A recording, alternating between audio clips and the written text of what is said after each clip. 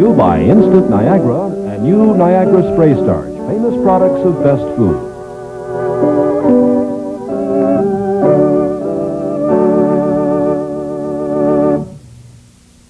Hello, I'm from the Home Service Department of Niagara.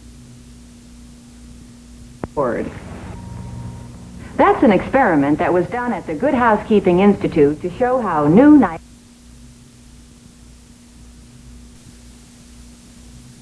breeze, shirt collars, children's clothes, all your smaller things.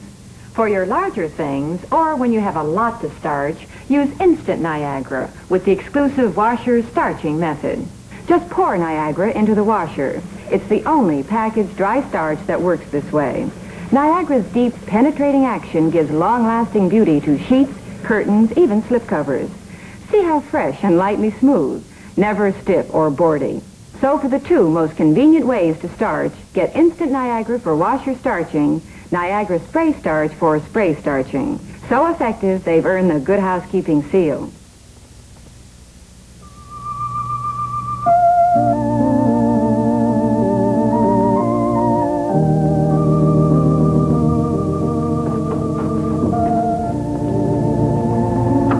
Oh, are you back already? Wouldn't say already, Mom. It's almost 9 o'clock. What's that going to be? Oh, this is going to be a bulky knit sweater for your son for Christmas. You know, sometimes I wonder about all you grandmothers. Why is it you always have to be making something for your... Well, that's grandmothers. How many of us do you know? Well, I know you pretty well. I imagine you're pretty typical. After all, you could go downtown and buy a bulky sweater. And miss all the fun of having made it. So that's it. Of course. Well, since you enjoy it so much, how about making Tom's father a king-size model? For Christmas? Well, I'm just planting the seed, Mom. The rest is up to you. Well, of course, I could go downtown and buy you one. And miss all that fun? Not you, Mom. Well, I'm not making any promises, Bob. Well, if you want it to be a surprise, you can check the size in my shirts. V-neck. Very nice. Oh, I see. Well, you know how busy I am before the holidays. I'm kidding, Mom.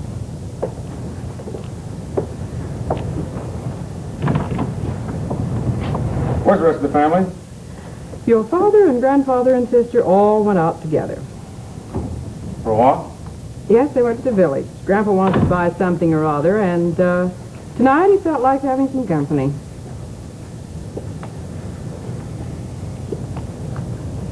How's Lisa? It was a quick switch. You just saw her, didn't you? Actually, I just took Tom home. You took him home early tonight. A little early, I guess. You still haven't answered my question. Well, Lisa? She's pretty good. It's been some time since she's called here, and I might add it's been some time since I've phoned her. That's the way you want it, isn't it? Well, isn't it? Yes, it is. And that's the way it will be. Look, Mom, do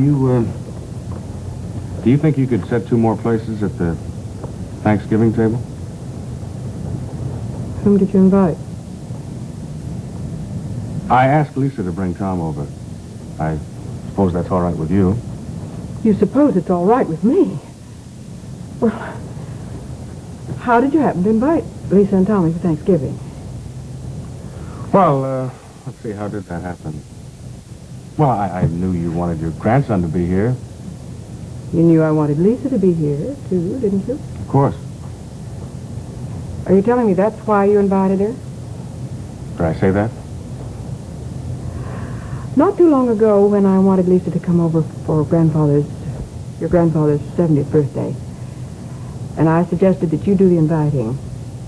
What kind of an answer did I get? You want her, you invite her. Evidently, you want Lisa here for Thanksgiving. Look, Mom, I'm not quite the ogre you think I am. I just didn't want to have Lisa spend Thanksgiving alone. I don't think it's right. That's very interesting coming from you. Well, Mom, stop carping at me. I think I did a very nice thing, or don't you think so? Yes, I think it was a very nice thing, dear. A very nice gesture.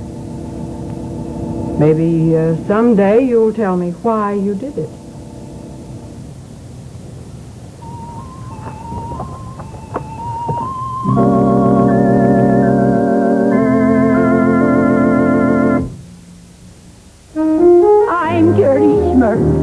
I was just like the woman who lived in a shoe. I had so many children that I didn't know what to do about ironing. Kind of gets you right here, doesn't it? Then get New Soft fabric softener. Just one capful in the final rinse, and New Soft proves you can cut ironing time. Because New Soft renews the life detergents wash away. These pants were washed in detergent. They're stiff, wrinkled, need ironing. These pants were washed in the same detergent, then rinsed with New Soft. They're soft, wrinkle-free, need no ironing. Look at the difference New Soft makes. Many clothes you just fold and put away. No ironing. Because New Soft renews the life detergents wash away. Now, thanks to New Soft, I have more time to play with the babies.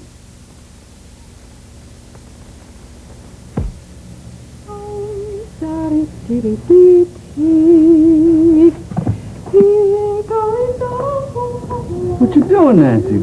Cleaning up in here already? Well, yes, that's right. Ain't it a little early for that? Ain't Anna coming tomorrow? No, as a matter of fact, she isn't. She called just a little while ago and said that she's sick with flu or something, so I thought I'd better get started in here now. Of course, I won't finish today. Oh, Nancy, the house is always clean. You know why? Because something is always done about it. If I let it get ahead of me... You know what I think? You do too much cleaning around here. Grandpa, do I tell you you do too much work in your workshop? Well, that's different. Can I help? If you really want to. Well, I wouldn't ask if I didn't want to. We can start putting the books back then. Oh, these poor books. They come off the shelf time and time again. They're getting worn out from coming off so often. Oh, Grandpa, stop criticizing. Oh, Nancy, you're a good housekeeper. Mm-hmm. But the trouble is, there are other things that are more important. Really? Like having a cup of coffee. How about it? Well, if you'd like to get some coffee, we'll take a break. It won't take but a minute, Nancy, and it'll do us both good. I'm sure it will.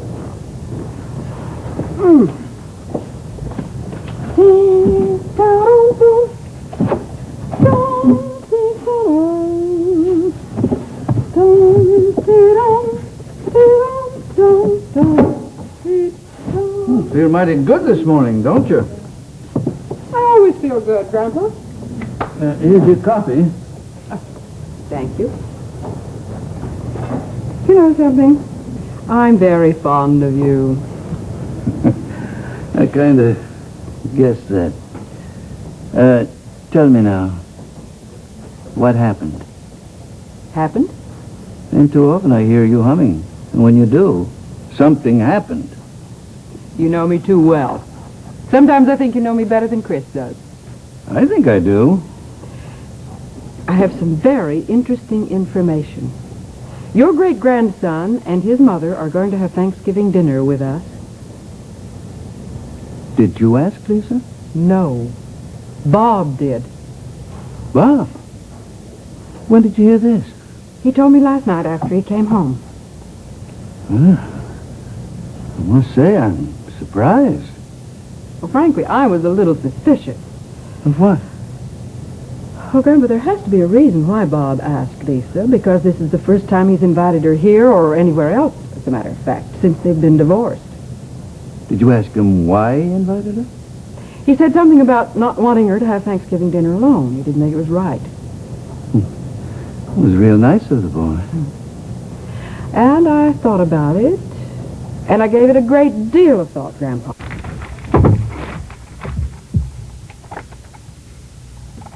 Here is a bulletin from CBS News.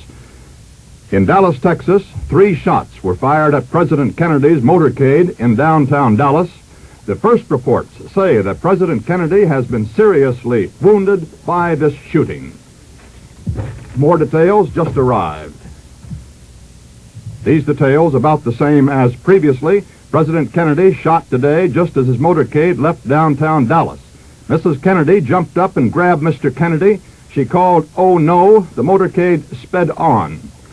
United Press says that the wounds for President Kennedy perhaps could be fatal. Repeating, a bulletin from CBS News, President Kennedy has been shot by a would-be assassin in Dallas, Texas.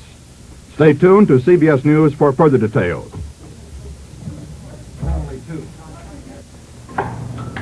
It takes more than an instant to make a real cup of coffee. That's why Nescafe has come up with a new kind of coffee. It's more than an instant. It's new Minute Brew Nescafe. Anybody can make a coffee more instant, but Nescafe makes it more coffee, a new kind of coffee. Minute Brew. Minute Brew Nescafe is a new discovery, a new way to hold in extra rich flavor. So please help us. Let it brew in the cup a few seconds longer for all that extra flavor to come out. In other words, with Minute Brew Nescafe, it takes a little longer, but you get a lot more coffee. If you agree it takes more than an instant to make a real cup of coffee, buy this completely new kind of coffee today. New Minute Brew Nescafe. It's more than an instant, yet costs no more. New Minute Brew Nescafe.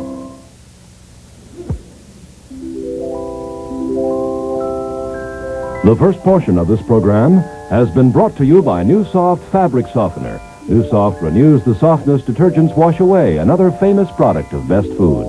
We'll continue with As the World Turns, following station identification.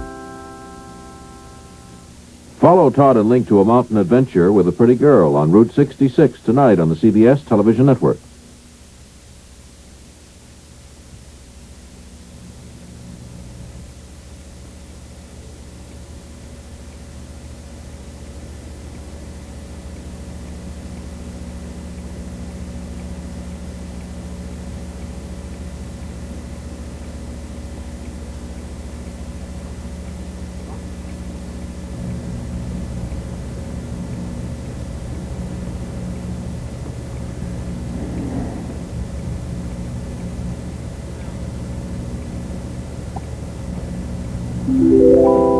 And now,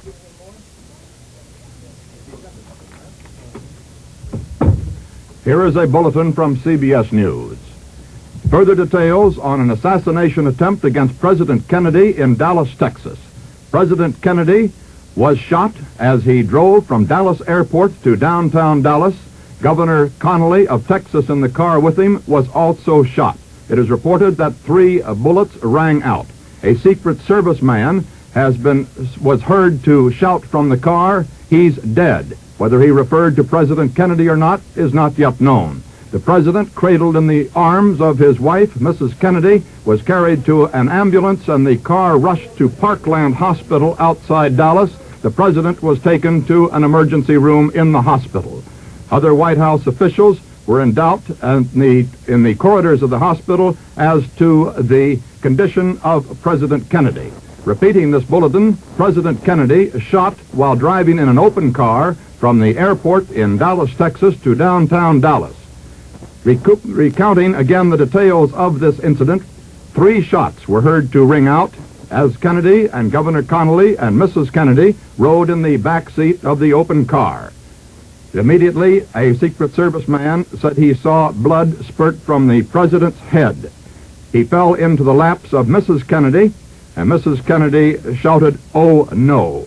Governor Connally was seen to crumple also. The car sped on, the motorcade speeded up, rushed to Parkland Hospital in Dallas, where the president and Governor Connally were rushed to the emergency room. A Secret Service man was heard to say, "He's dead," as the president was lifted from the rear of the White House touring car, the famous bubble top from Washington, and taken into the hospital. Reporters about 5 car lengths behind the chief executive heard what sounded like that 3 bursts of gunfire. We will keep you advised as more details come in. The incident has taken place only in the last few minutes in Dallas. Stay tuned to CBS News for further details. I've got a hunch. I don't know if I should say anything about it because I may not be right, but I have an idea that your sister has been pushing a few checkers around on the checkerboard. Penny? Yeah. Are you saying you think that she had something to do with it? Mm-hmm. How could she have anything to do with it? Well, Bob, what you don't know is that Penny has talked to me several times about trying to interest Neil into going back into medicine. Oh, I didn't know that. No, I'm sure you didn't. Well, I told Penny that if Neil was going to go back into medicine, that he'd have to do it on his own, without any push or pull from me or any other doctor, and not from her either, as a matter of fact. But Dr. Keston, she's talked to him too. You see, Doug feels differently about Neil than I do. Why, I don't know. and you think that Penny asked him to? That'd be my hunch, yes. I'm surprised. And yet I'm not.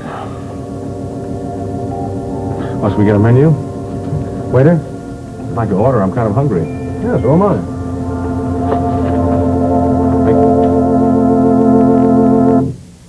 We'll return to As the World Turns in just a moment. I see you have a new family. Youngsters are such a big responsibility. I'm sure you'll be glad to hear about new Friskies puppy food, designed to meet the needs of growing puppies. Friskies is so nourishing. It has 15 added vitamins and minerals. All the protein puppies need to build strong bodies, sturdy bones, and sound teeth. And it has Friskies special beef flavoring. Go ahead, Mother. Help yourself. It's great for you, too. New Friskies puppy food in 2 sizes. Made by Carnation. They love dogs, too. Searching for a great new taste in dog food? Discover new Friskies Magic Sauce Cubes. Here's a bulletin from CBS News. President Kennedy has been the victim of an assassin's bullets in Dallas, Texas. It is not known as yet whether the president survived the attack against him. The incident was this. The president, Mrs. Kennedy, and Governor Connolly of Texas driving in the president's famed bubble-top car from Dallas Airport to downtown Dallas, where the president was scheduled to make a speech. 3 bullet shots were heard to ring out. The president slumped into the lap of Mrs. Kennedy. Witnesses said they saw blood streaming from his head. Governor Connolly slumped into the bottom of the car. Bullet wounds were seen to be in his chest. The car itself rushed on as Mrs. Kennedy was heard to say, "Oh, no." It took him directly to a nearby hospital, the Parkland Hospital, where the president and Governor Connolly were taken into the emergency room, and witnesses there refused to comment on whether the president was still alive or not. As the bullets were heard to wing out of the assassin's gun, Secret Service men unlimbered their automatic rifles, but the damage, of course, by then had been done. As these details come in, let us read a few to you from the press service wires reaching us only now from Dallas. After these 3 loud bursts of gunshot, Dallas motorcycle officers escorting the president quickly leaped from their bikes and raced up a grassy hill. At the top of the hill, a man and woman appeared huddled on the ground. In the turmoil, it has been impossible so far to determine whether the Secret Service and Dallas police returned the gunfire that struck down Kennedy and Connolly, or whether this couple at the top of the hill, crouched down their inert forms as the police rushed them, were the would-be assassins. Stay tuned for further details from CBS News.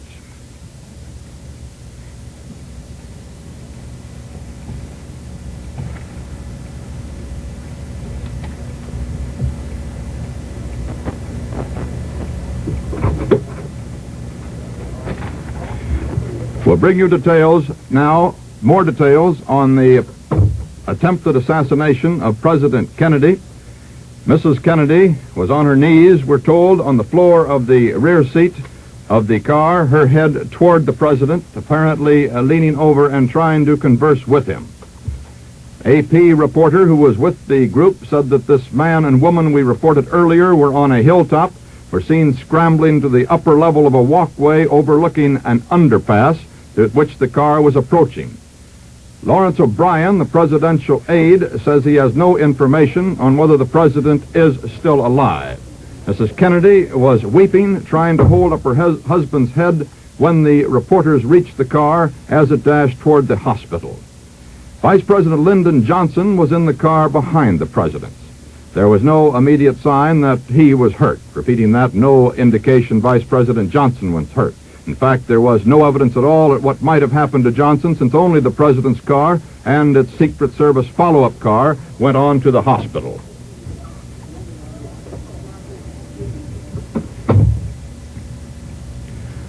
Let us recount this incident again. There has been an assassination attempt against the life of President John F. Kennedy in Dallas, Texas. The president, Mrs. Kennedy, and Governor Connally of Texas, en route from the Dallas airport to a speech the president was scheduled to make at noon in Dallas, were in the president's famed bubble-top car, driving through cheering crowds in the streets of Dallas when 3 shots rang out. The president slumped into the lap of Mrs. Kennedy, apparently a bullet wound in his head. Governor Connally slumped to the floor of the car. Bullet wounds were seen in his chest. Mrs. Kennedy screamed out, "Oh no!" The car stopped momentarily. Secret Service men unloaded their rifles and started into the crowd.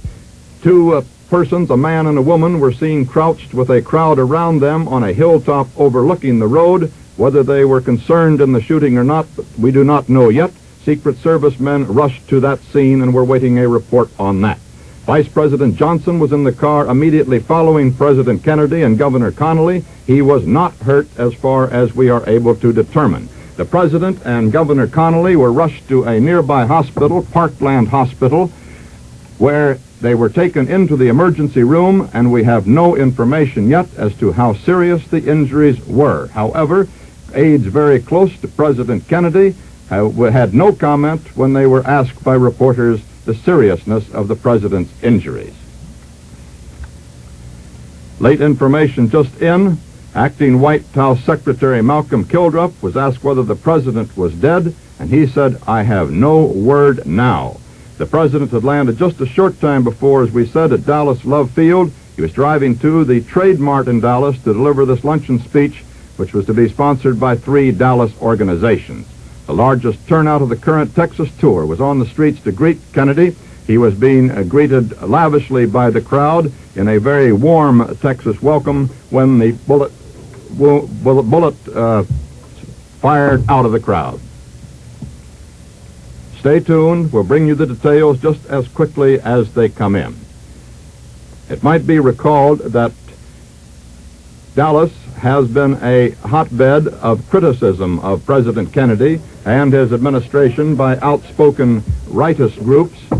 Only 2 weeks ago, Ambassador Adlai Stevenson of the United Nations was in an incident in Dallas when he was besieged by pickets, far right-wing pickets, outside of a speech he made there, and he was struck in the head by a picket sign by an outraged conservative who felt we should not be in the United Nations.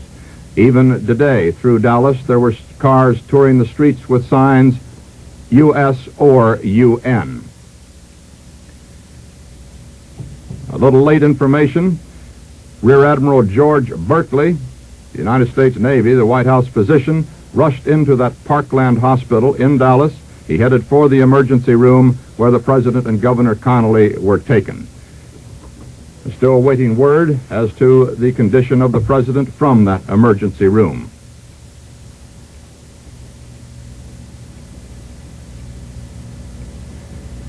Governor Connally of Texas is the young governor who managed the campaigns of Lyndon Johnson over the last several senatorial and vice presidential campaigns of Johnson's.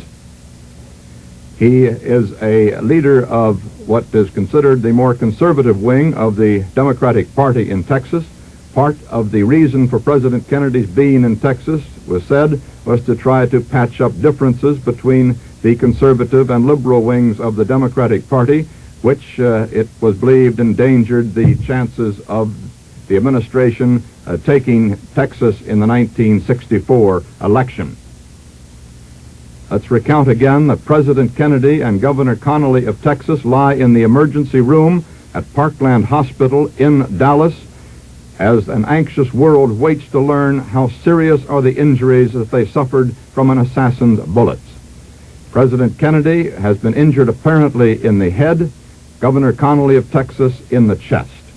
3 bullet shots were heard to ring out as the president's car drove through the crowded streets of Dallas on the outskirts from the airport toward downtown. Further details now as we learn that the motorcade was so strung out as a result of the speedy Secret Service departure from the scene of the shooting that members of the Kennedy staff were from 15 minutes to a half hour behind in reaching the hospital. It was impossible, they tell us now, under the tension at the hospital to assemble any clear-cut story of the incident because the burst of gunfire, of course, took only seconds and from there on out, confusion. Some of the Secret Service agents thought the gunfire, however, was from an automatic weapon fired to the right rear of the chief executive's car, possibly from a grassy knoll, and that's that knoll to which motorcycle policemen were seen racing and where the huddled figures of a man and a woman were seen on the ground with a crowd surrounding them, which suggests, of course, that perhaps this is where the shots came from. This we do not know as yet positively.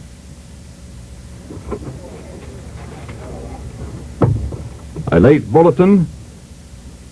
Representative Albert Thomas, the Democrat from Houston, Texas, says that he has been informed that President Kennedy and Governor Connally of Texas are still alive, or at least were still alive at the last word he had a few moments ago from Parkland Hospital. This is the first word we have had definitely from the emergency room, giving some hope that they survived this assassination attempt.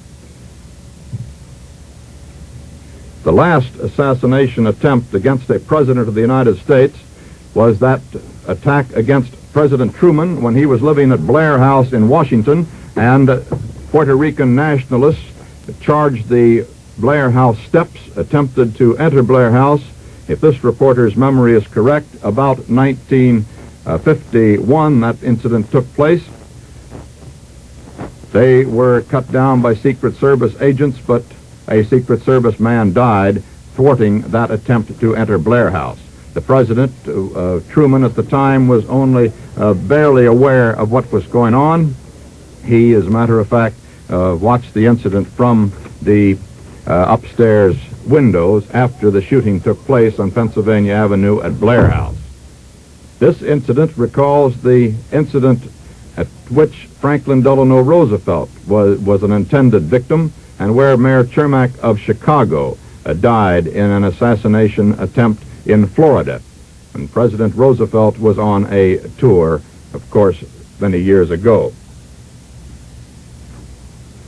Recounting the episode again for you, President Kennedy and Governor Connally of Texas were shot as they were driving from Dallas Airport into downtown Dallas. Assassins unknown as yet, their condition unknown. It is believed that President Kennedy was hit in the head, Governor Connally in the chest. We'll be back in 10 seconds to allow all our stations to identify themselves and to join the network.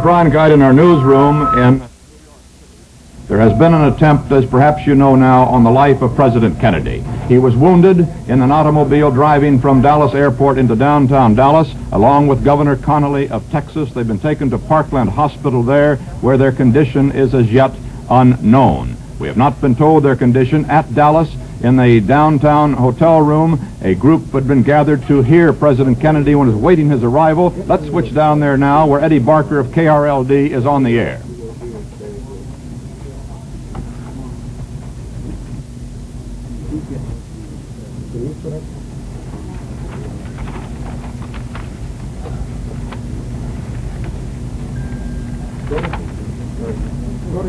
We're trying to get that connection to Dallas now.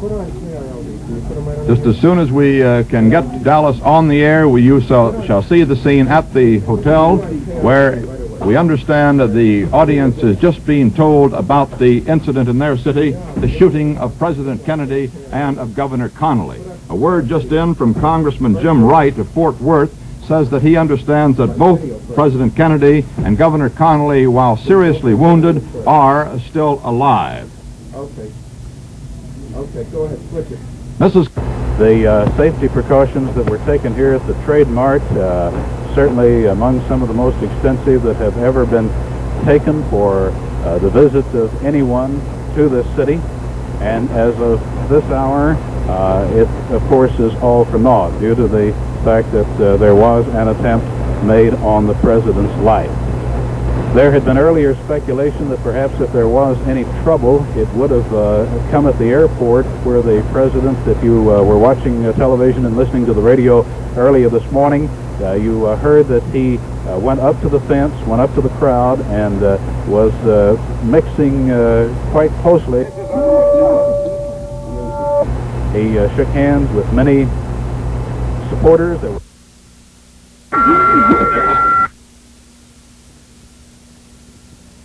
There was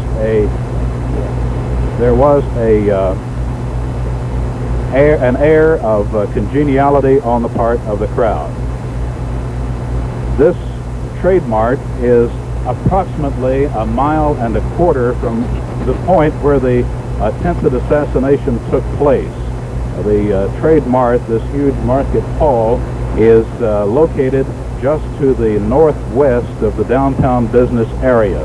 The president's motorcade had taken him from the airport down Lemon Avenue, one of the familiar thoroughfares here in Dallas, to Turtle Creek, down past the Democratic County headquarters, and on into the downtown area.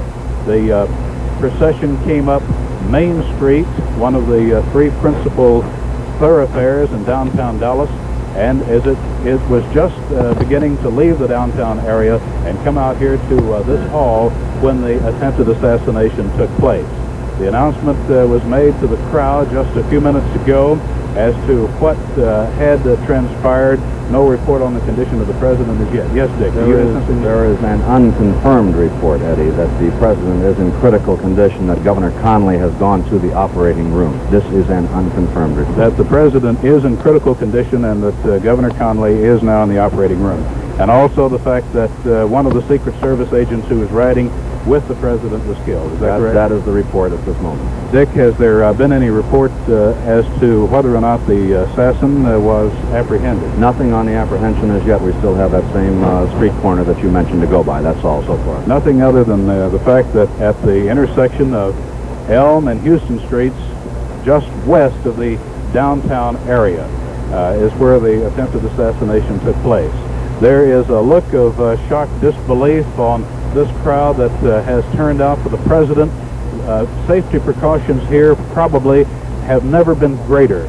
It was only a couple of weeks ago that an incident occurred here that caused some to think that it would have been better had President Kennedy not gone ahead with his announced plans of coming to Dallas. That was when the United Nations Ambassador Adlai Stevenson made a speech at the Memorial Theater in Dallas. You may recall that at that time there was quite a rhubarb inside the theater proper as Mr. Stevenson tried to speak. One man, a Frank McGehee, who is the leader of the National Indignation Convention, a group of extreme rightists here, tried to interrupt the ambassador, he was ejected from the hall. Then later, when Mr. Stevenson left the hall and tried to go to his car, he stepped away from his police protection for a minute and into the arms of a very hostile crowd. A woman hit him with a placard, and he was also spat upon by a 23-year-old Dalasite. This caused, of course, the fact that the precautions for the presidential visit went to extremes that have not been known here before. The report is that the attempted assassins, we now hear it was a man and a woman who fired the shots, were on the ledge of a building near the Houston Street underpass. Just from memory, that would... That was a report from Eddie Barker at our affiliate KRLD in Dallas, Texas. The scene you saw was the luncheon to which President Kennedy was en route. He was planning to address that luncheon in one of his strongest statements yet against those who, as he said, would turn the clock back, but he did not get an opportunity to make that speech. He was cut down by bullets as his motorcade approached downtown Dallas. He is now in the emergency room of Parkland Hospital in Dallas. He is remaining in the emergency room because Secret Service aides say that the facilities there are as good as elsewhere. They have moved Governor Connolly, who was also cut down by those bullets, to the operating room at Parkland Hospital. Mrs. Kennedy, who was in the car with Governor Johnson and or Governor Connolly rather, and President Kennedy, was not injured but was said to be in a state of shock and is stunned. She was heard to cry out, "Oh no," as the bullets rang out, and the president slumped into her lap with, it is reported, a bullet wound in the head. Governor Connolly was shot apparently twice in the chest, although we do not have details of their injuries. As of 10 minutes ago, a White House aide said that the president was still alive. The extent of his injury, whether it is indeed critical or not, has not been officially confirmed by doctors from Parkland Hospital. Whether the assassin has been caught or not is not known as yet either. The early reports indicate, however, that a man was arrested by police and Secret Service agents. We're awaiting further details on that. There's a picture for the motorcade wall. It's just before the incident. Thank you, Don. This picture has just been transmitted by wire. It is a picture taken just a moment or two before the incident. If you can zoom in with that camera, we can get a closer look at this picture. You can see the president in an open car. The famed bubble top was not being used today. The president out in the open on a balmy Texas day. It had been raining earlier in Fort Worth when he made an appearance there to cheering crowds in a parking lot there. And earlier in the day, in this festive day, Mrs. Kennedy had made an appearance at a breakfast there, too, and was wildly cheered. You see the president here, the motorcycle policeman who undoubtedly was deeply involved in this matter before it was all over, immediately behind. And right over in here, you can perhaps see some of the Secret Service agents who were undoubtedly involved as well. They were not able to prevent the president being shot. Switch back to Dallas. There are prayers now for the president. We're now going into that Dallas luncheon the president had planned to address. Let's go back. Prayers, we understand, are underway. When you get this thing back, the judge takes you up. It's an unidentified guy that said he was standing across the street. The members of their family.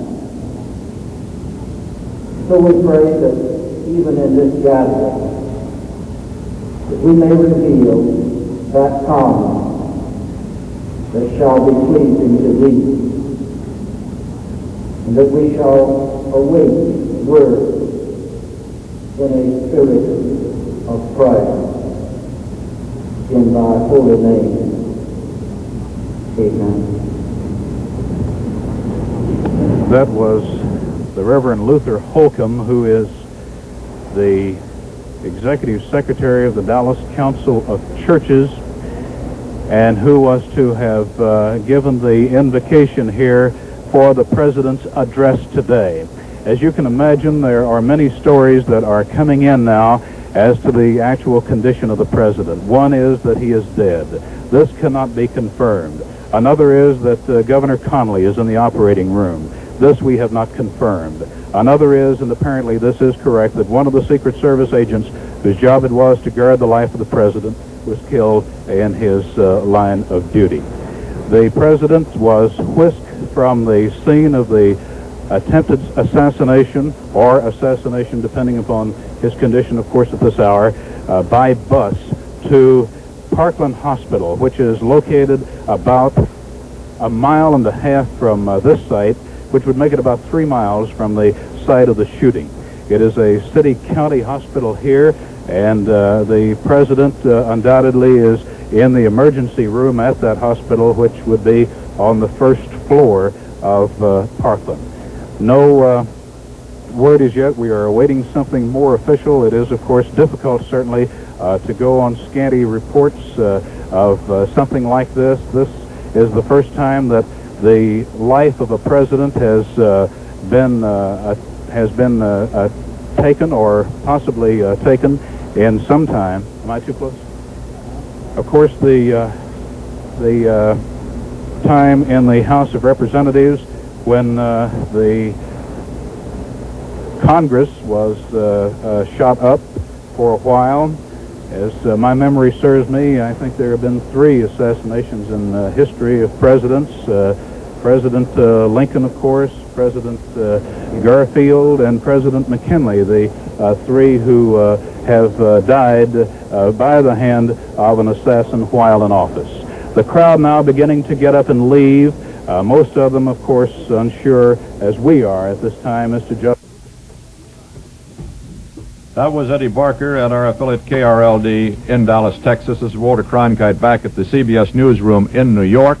We have just been advised from Dallas that blood transfusions are being given to President Kennedy. However, 2 priests have been called for and have entered the emergency room at Parkland Hospital, where he rests after the assassination attempt, which now was about a half hour ago.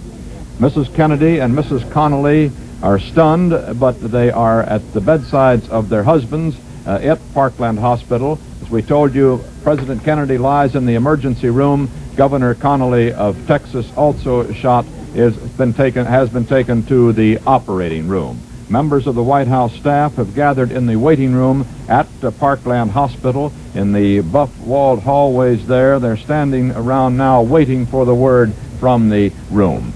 There was a report that a person had been arrested in this assassination attempt, and KRLD in Dallas did get an audio tape, did an interview, that is, with a man who said he saw the arrest. Let's listen to some of that interview.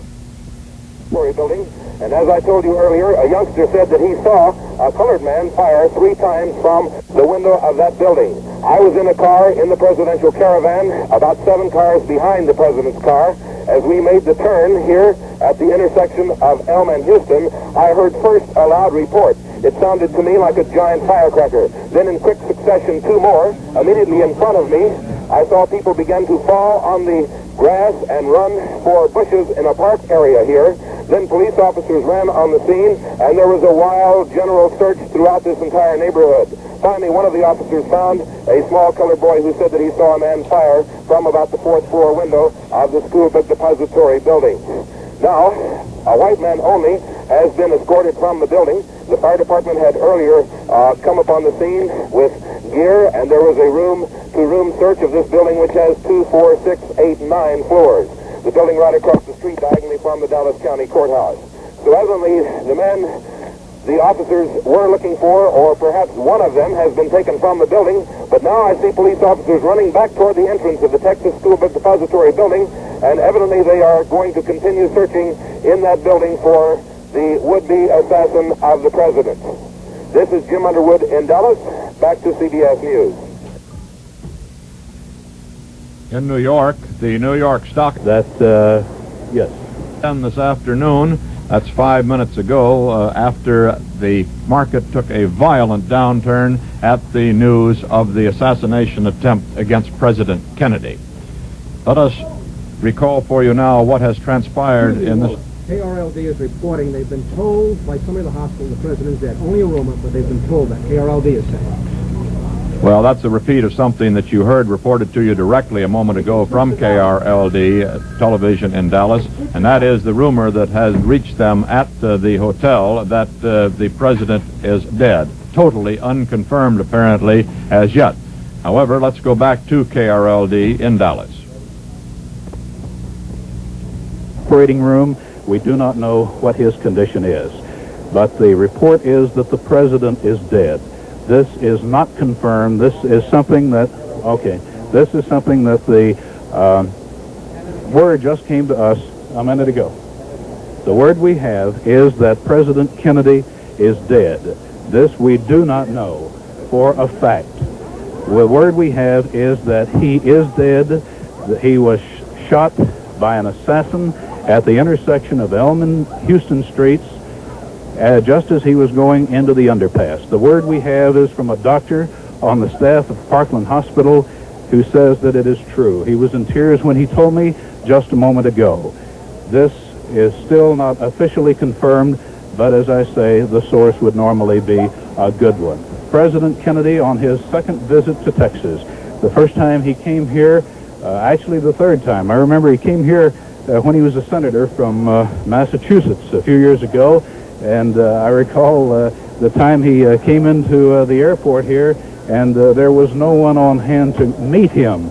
He was not as well known then as he is now, and an airline's public relations man took him into town. He was here to address a convention, and no one was on hand to greet him. So the president rode in with a PR man from an airline. The next time he came, he was the standard bearer of the Democratic Party. That was in 1960. The crowds turned out for him then. This is, of course, an area where there has been a tremendous amount of dissension in the ranks of the Democratic Party.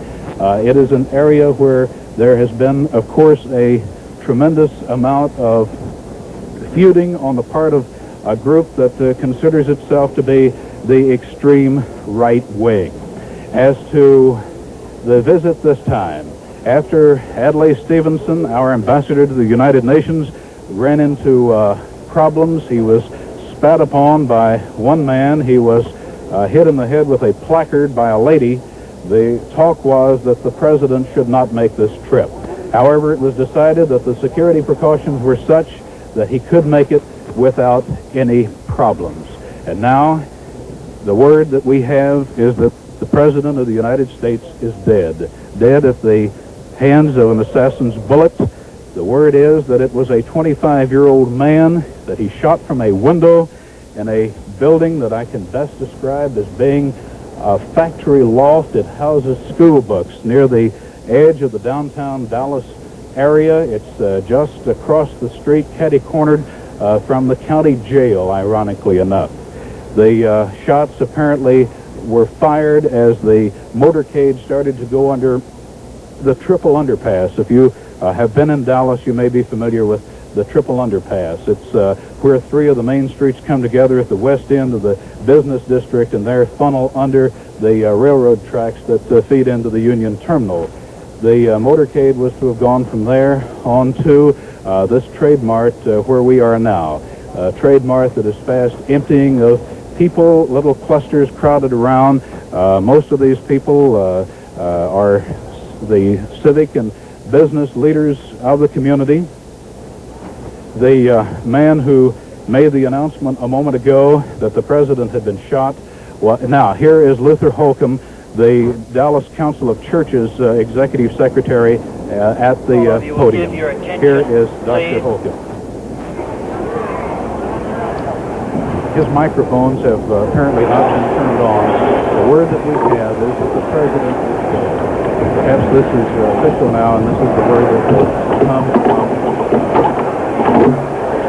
Holcomb. He gets to the podium. He's at the podium, and he gets an opportunity to speak. Also joining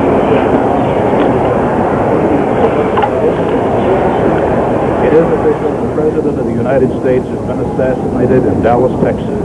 He fell victim of an assassin's bullet just as his motorcade went to go into the underpass just west of the downtown area that would lead him to this site that had been prepared for his luncheon. Now to the podium. We do want to commend the spirit that has prevailed as each of you is visiting one with another. But as we conclude this meeting, as I have said before, we're all stunned, we're speechless. I do want to ask Dr. William H. Dickinson, Jr., longtime servant of God, pastor of Highland Park Methodist Church, to say just a word and then to pronounce the benediction.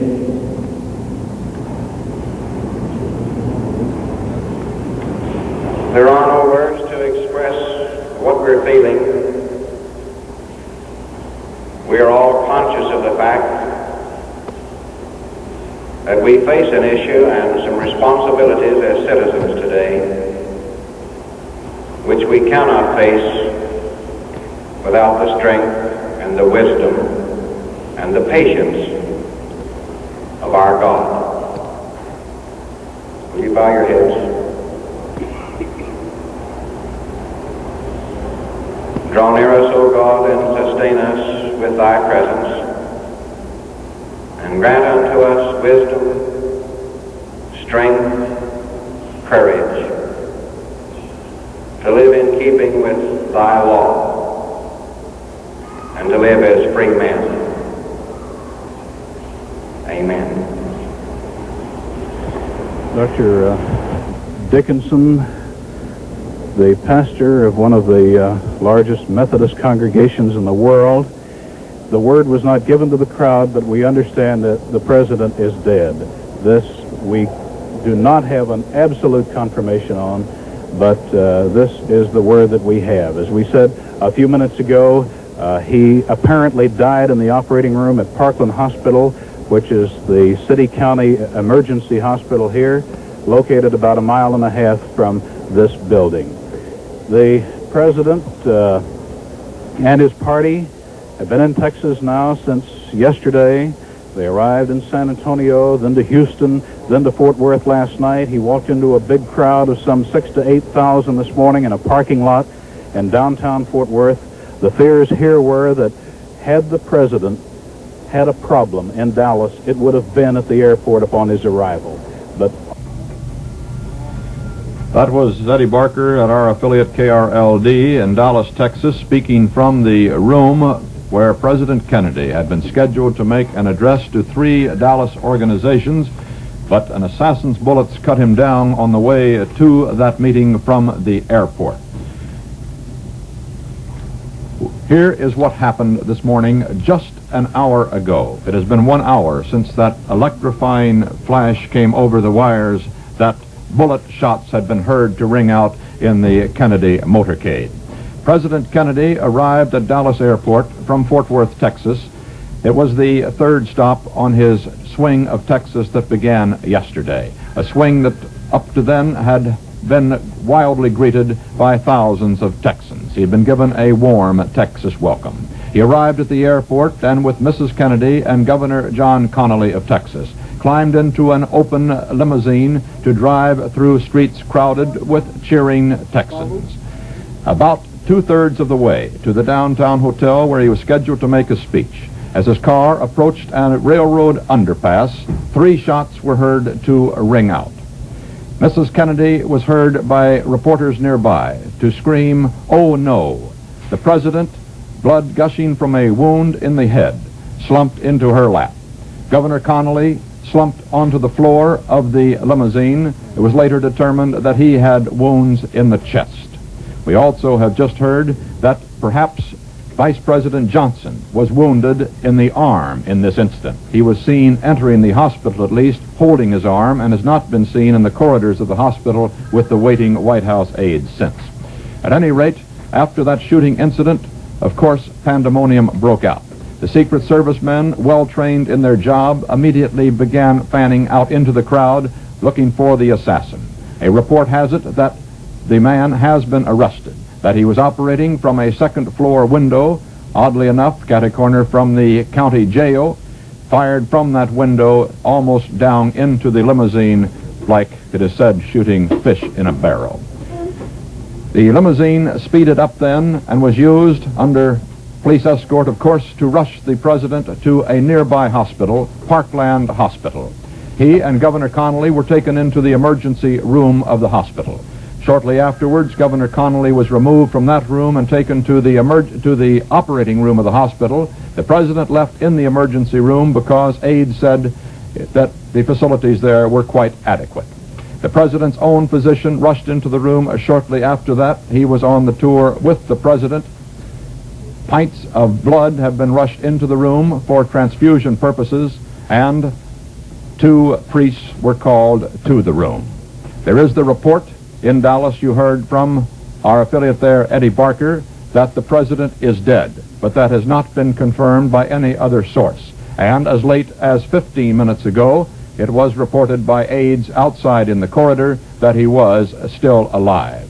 The extent of his injuries, whether they are indeed critical or not, is not known either. It was just an hour ago that the incident took place. We have just learned, however, that Father Huber, one of the 2 priests called into the room, has administered the last sacrament of the church to President Kennedy.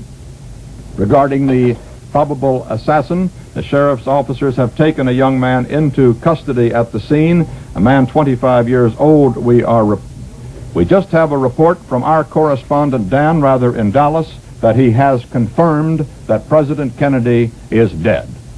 There is still no official confirmation of this, however. It's a report from our correspondent Dan Rather in Dallas, Texas.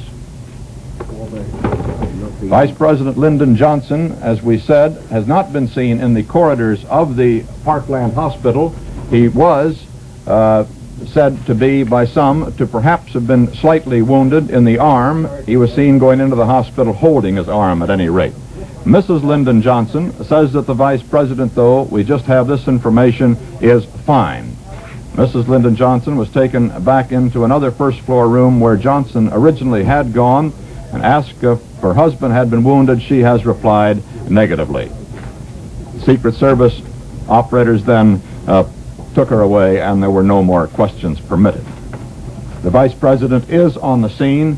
If, as Dan Rather reports, it turns out that President Kennedy has been assassinated, is dead from the injuries suffered an hour ago in Dallas, Texas.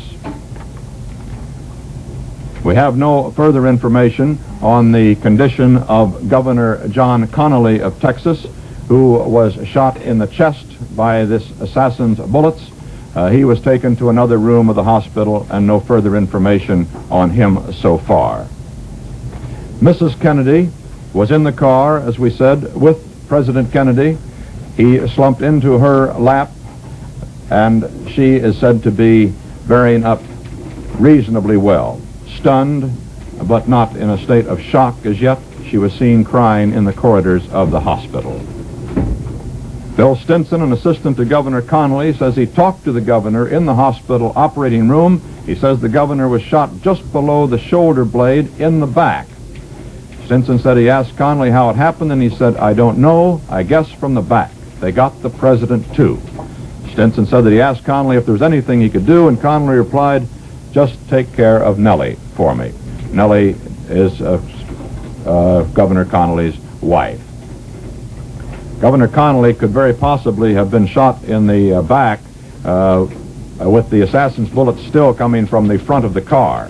He rode in a small jump seat in the center of the back of the specially built presidential limousine, specially built for such public performances such as this.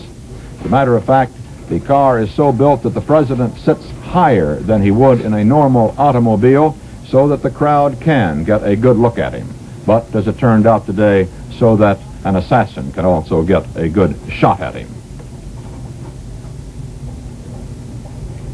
Further information here. The Catholic priest who helped perform the last rites, Father Huber, Dallas, said that he did not believe the president was dead at that time. The priest left the emergency operating room at Parkland Hospital and walked out of the hospital.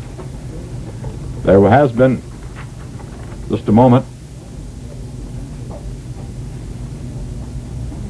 that information does not bear directly on the condition of President Kennedy. It comes from Kansas City, Missouri, where our affiliate KCMO says that Mrs. Bess Truman has told KCMO that former President Truman is too upset to comment on today's tragic developments.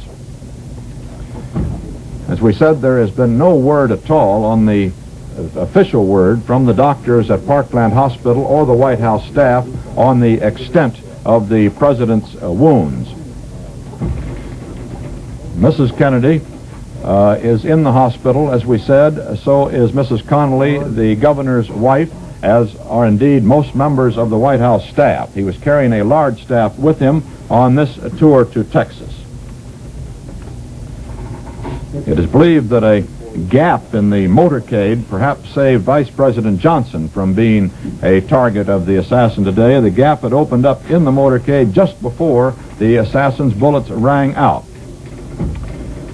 The priests who were with Kennedy, the two priests who were with Kennedy, say that he is dead of his bullet wounds. That seems to be about as close to official as we can get at this time. They did see the president just a few moments ago, and this is the bulletin that has just cleared from Dallas, that the two priests who were in the emergency room where President Kennedy lay after being taken from the Dallas street corner where he was shot say that he is dead. Our man Dan Rather in Dallas reported that about 10 minutes ago, too. I'm lying down there, Walter. This is the picture under it, right there. There's another picture taken just moments, split moments before the assassination attempt is here. Let's see if we can get a real close-up of that picture. It has just arrived. It shows a smiling Mrs. Kennedy and the president in the front seat of the car, in the back seat of the car. Mrs. Connolly and Governor Connolly you cannot see behind Mrs. Connolly. The assassin took dead aim. He got the president apparently with the first shot in the head, and then Governor Connolly with the next two shots. As we've reported to you, the New York Stock Exchange has closed as a nation. If these reports are true, prepares to go into mourning. The stock exchange closed after prices began tumbling as word spread rapidly through the floor of the exchange of this event in Dallas. All stock exchanges apparently are now closed. The New York Cotton and Wool exchanges, the American Stock Exchange, the coffee and sugar exchanges are closed. Recounting for you again the succession of events. In Dallas, Texas this morning, President Kennedy and Governor Connolly of Texas shot as their motorcade proceeded from Dallas Airport to downtown Dallas, where the president was scheduled to make a speech. The assassin perhaps succeeded, word is that he did, in killing President Kennedy. The president taken to Parkland Hospital, where a moment ago 2 priests left the room and said they understood the president was dead. Our own reporter in Dallas also says that he has information that the president is dead. This official word has not come, however, from Parkland Hospital as yet. A Secret Service man was also killed in the fusillade of shots that came apparently from a second-story window. Now from Washington, government sources say that President Kennedy is dead. Those are government sources, still not an official announcement. But government sources in Washington, the priests who left the emergency room, our correspondent Dan Rather in Dallas, say that this is the information that the president is dead.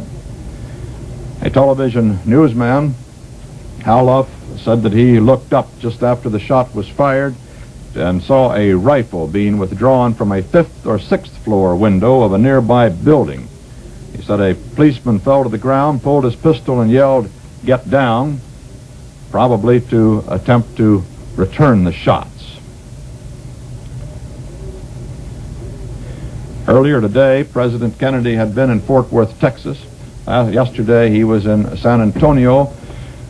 Today he was in Fort Worth this morning. He addressed a breakfast meeting, as did Mrs. Kennedy, of some 2,200 cheering people. Mrs. Kennedy, very attractive in a pale beige dress and a pillbox hat, had gotten a standing ovation from that crowd and had proved to be quite a campaigner in Texas in these last 2 days and was getting a lot of plaudits from the old political pros for that. President Kennedy himself rose rather early and went out into a parking lot near the hotel in Dallas, where he addressed informally a rather large crowd of people and had pleased them with his quips about the fact that he was sorry that he could not bring Mrs. Kennedy with him down to that particular meeting, but that it took her a little longer to get organized than it did him, but that, as he said, it's worth it. And the crowd laughed and applauded and enjoyed the quip. The president then went on to the breakfast meeting, and shortly thereafter his plane took off from Carswell Air Force Base in Fort Worth and flew him to his rendezvous with death, apparently, in Dallas, Texas. At the airport in Dallas, and throughout the streets of Dallas, the Dallas police had been augmented by some 400 policemen called in on their day off because there were some fears and concerns in Dallas that there might be demonstrations, at least, that could embarrass the president, because it was only on October the 24th that our ambassador to the United Nations, Adlai Stevenson, was assaulted in Dallas, leaving a dinner meeting there. From Dallas, Texas, the flash, apparently official, President Kennedy died at 1 p.m. Central Standard Time, 2 o'clock Eastern Standard Time, some 38 minutes ago.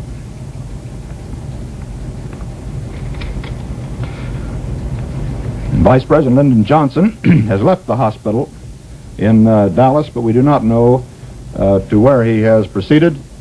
Presumably, he will be taking the oath of office shortly and become the 36th President of the United States.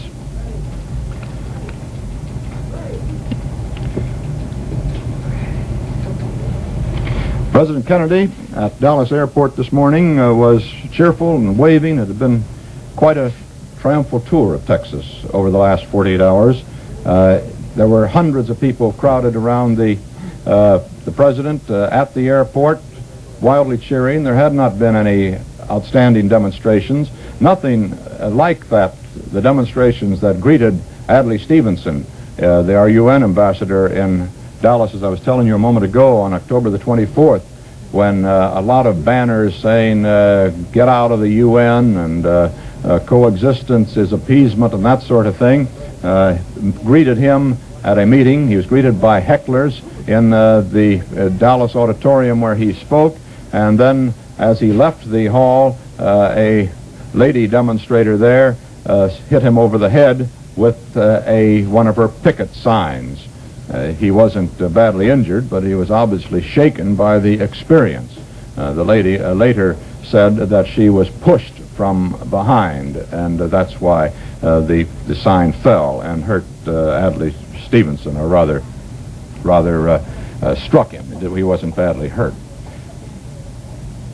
As we told you a moment ago, President Kennedy was assassinated in Dallas, Texas today. He was shot in Dallas at 12:25 as his car proceeded through the crowded streets of Dallas. He died 35 minutes later in the Dallas Parkland Hospital. Governor John Connally of Texas was also shot by the assassin. The condition in which Governor Connally now is, we do not know as yet, but apparently he is conscious and has talked to an aide there. Vice President Johnson was in a following car and was apparently not hurt. He has left the hospital and has gone to an unknown destination where it is assumed he will shortly take the oath of office as the President of the United States. Some pictures of the President this morning. We have also, we're beginning to hear now from points around the world, of course, in a succession of messages that will be coming in. Dan Shore reports from Paris that, from Germany, that Prime Minister Erhard of Germany heard the news en route back to Bonn from Paris, and Of course, Dan Shore said, not knowing at the time that he cabled us a few minutes ago that the president was dead, said that Earhart would probably postpone his visit to Washington. It seems almost certain that that would be the case now. Here are some pictures taken of President Kennedy earlier today. Here is one from Fort Worth, where President Kennedy is shaking hands with a mounted member of the Tarrant County Sheriff's Posse. This was right after he made that outdoor speech that I told you about just a little while ago.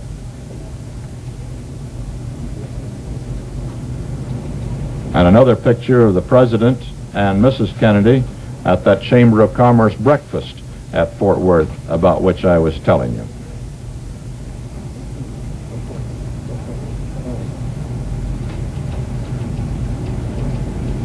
The President seems to be applauding Mrs. Kennedy, as he had been doing for 2 days, because she was making a big hit in Texas.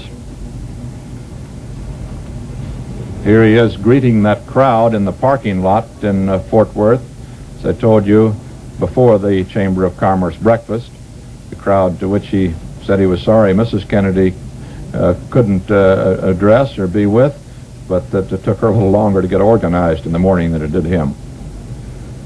But as he said, it's worth it. And here is a picture of the President also at that outdoor meeting this morning in a more formal pose. And here is Governor Connally of Texas, who was shot in the same assassination attempt. Lyndon Johnson, now the President of the United States, stands here in this group also.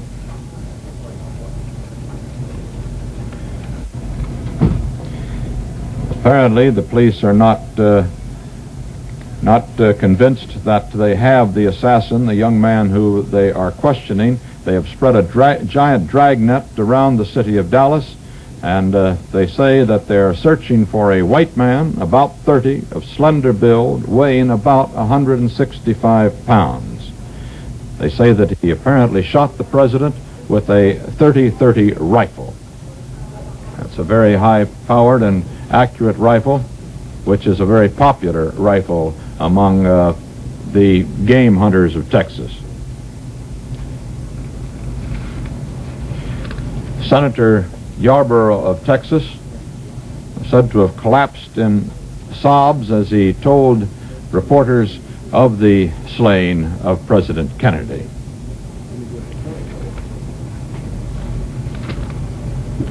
Automatically, of course, the mantle of the presidency of the United States falls now to Vice President Johnson, a native Texan who was riding in the car behind the president, but perhaps because of the fact that the president's car had run just a little bit ahead, was not a target of the assassin also.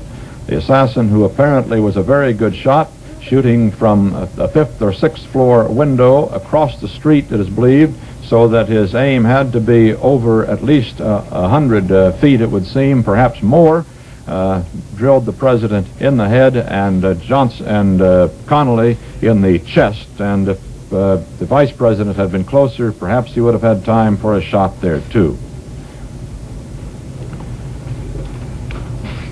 We're going to keep you advised of details as they come in here to our news desk in New York. Let me recount for you this day's tragic developments so far. President Kennedy has been assassinated. He was shot in his open limousine as he proceeded from Dallas Airport to the downtown Dallas area for a scheduled speech. He was shot at about 12:25 Eastern Time today, and 35 minutes later died with head wounds in Parkland Hospital in Dallas. Governor John Connally of Texas, riding in the car with him, was also shot, but we do not have late details on his condition. Mrs. Kennedy and Mrs. Connally were in the automobile, the open limousine, with the president and the governor. The president collapsed into her lap with his wounds. She was heard to cry, "Oh no," before the car was speeded to the hospital to take President Kennedy and Governor Connally there. Blood was rushed to the hospital in transfusions that it was hoped would save the president's life. these failed. Catholic priests were called to the hospital and administered last rites to the president. Vice President Lyndon Johnson was in the motorcade in a car immediately following the president. He is in Dallas and presumably will take the oath of office as this nation's 36th president there in Dallas very shortly. The assassin, we do not know whether he has been caught or not.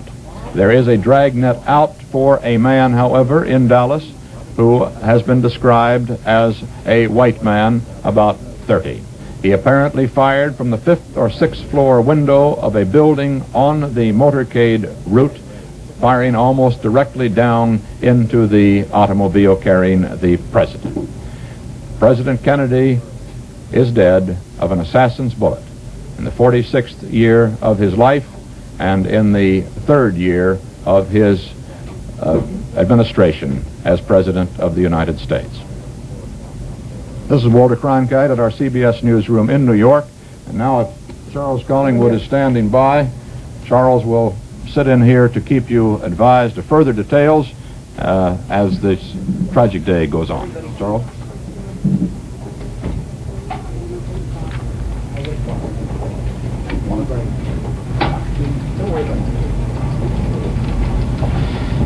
The entire nation has been taken up with the tragedy of the assassination of President Kennedy in Dallas, Texas. We've told you all that we know of the confused events that transpired this morning and early afternoon in the rest of the nation.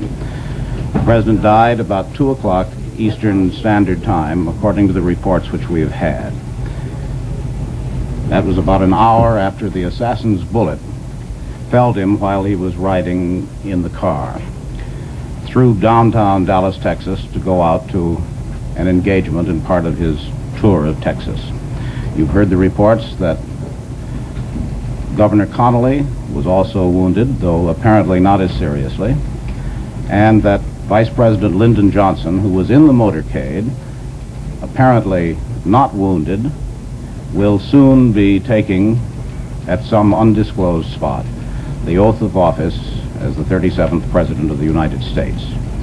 Mrs. Kennedy, who was riding beside the President, into whose lap the President fell when he was shot, is still at the hospital. She was not harmed.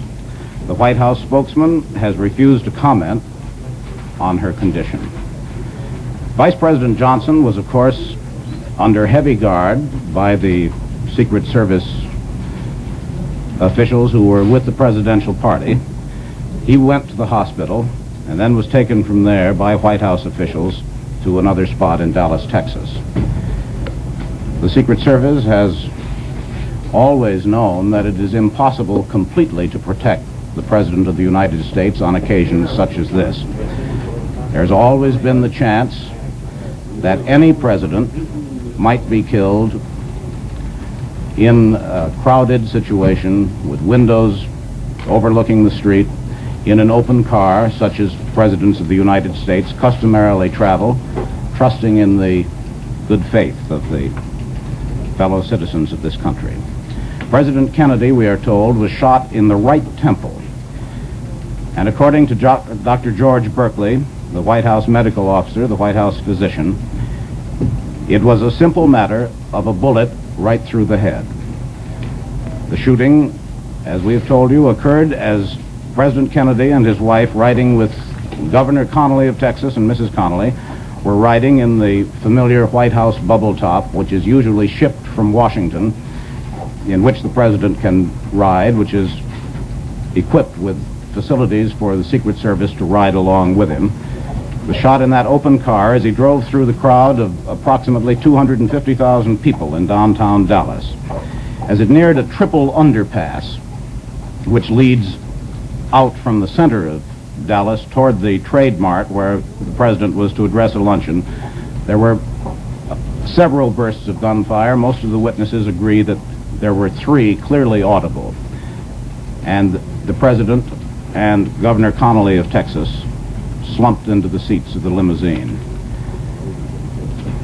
The new president,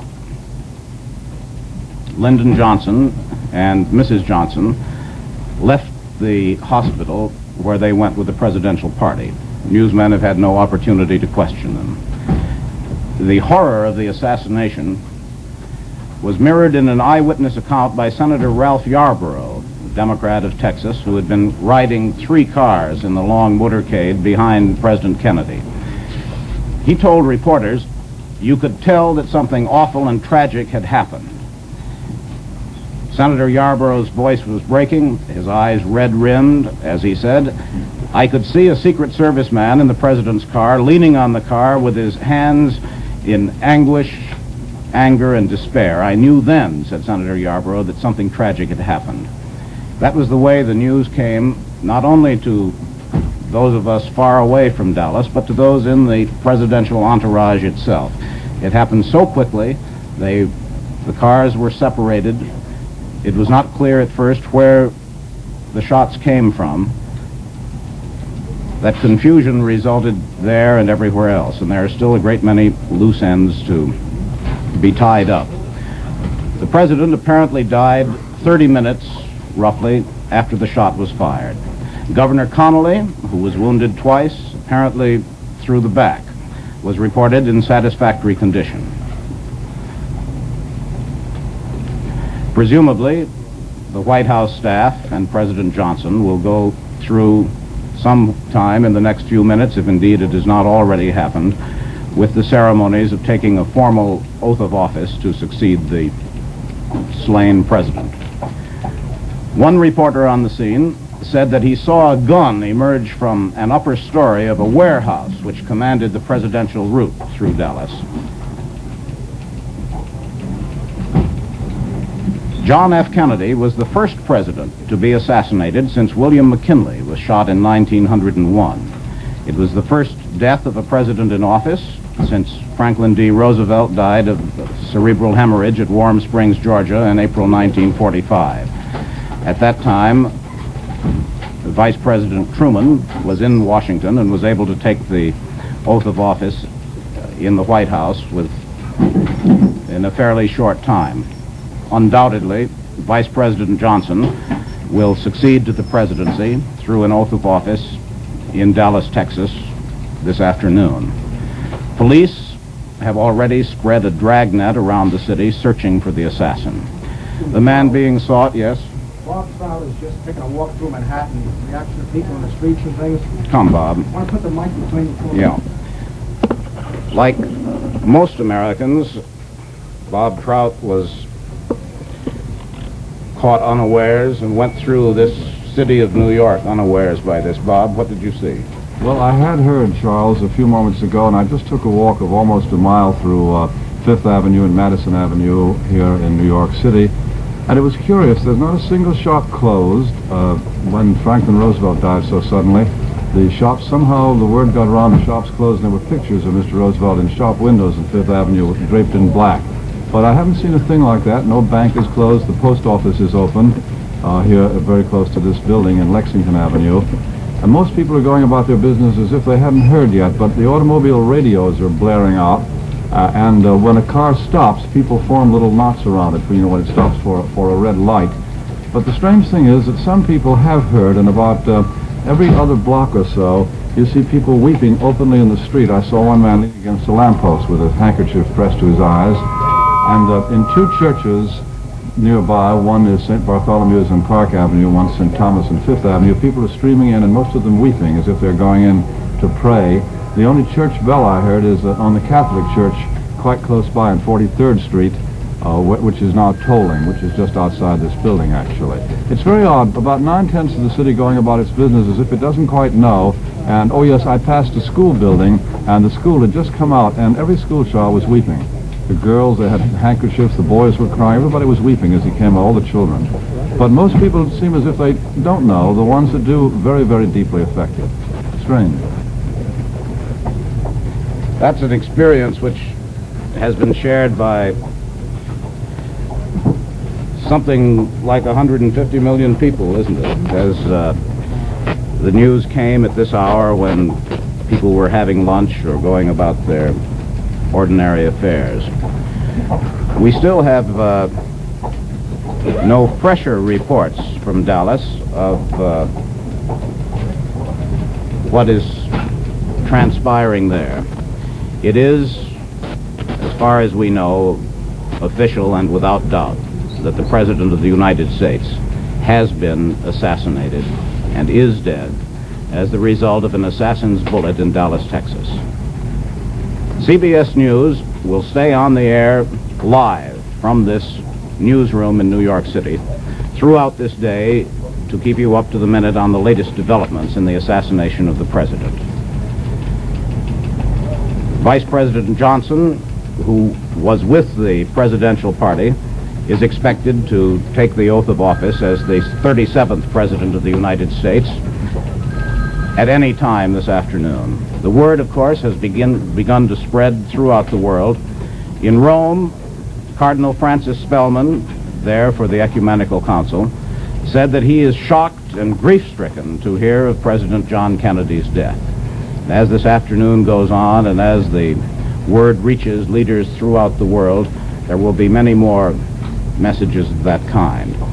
Governor Connolly, who was riding in the same car with the President and Mrs. Kennedy and Mrs. Connolly, and who was also shot twice by bullets apparently from the same assassin, Governor Connolly is reported in serious condition and in great pain. The only words we have from him were those to an aide: "Take care of Nellie," Governor Connolly's wife.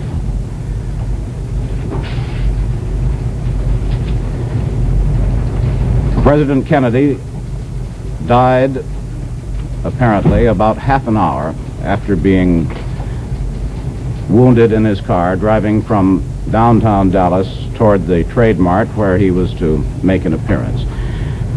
He was given the last rites by two priests of the Roman Catholic Church who came out of the ward, the emergency ward in the hospital at approximately 1:37 p.m. Central Standard Time.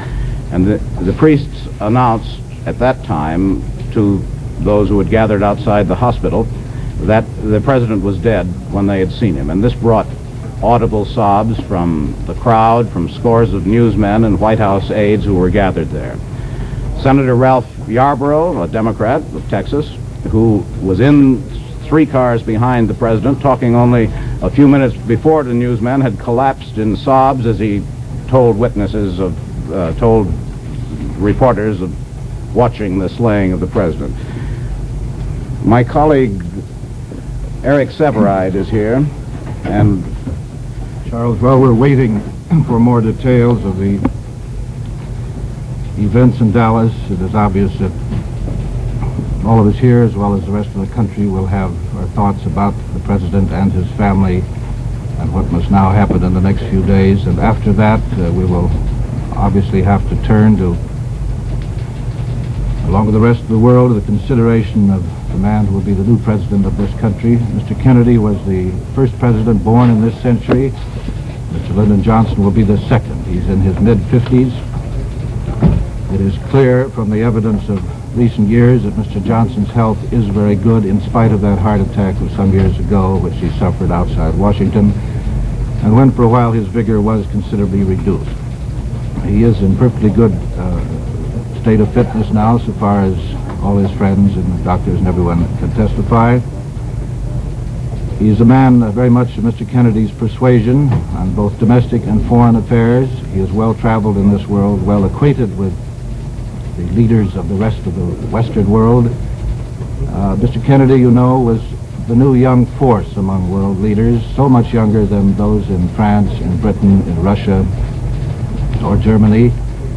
And Mr. Johnson will be still, I think, the youngest, except perhaps the new Chancellor of Germany.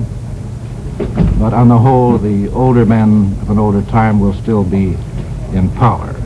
I think you perhaps have a new bulletin there, Charles, and if that is important, I'm sure you want to go with it.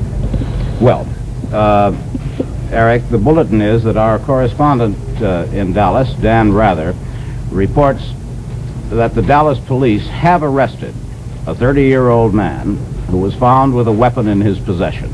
No other details are known at the moment, but a man has been arrested carrying a gun, And naturally, the entire machinery of law and order in Dallas, both on the city, state, and federal level, have gone into action to try to apprehend the assassin and those who helped him.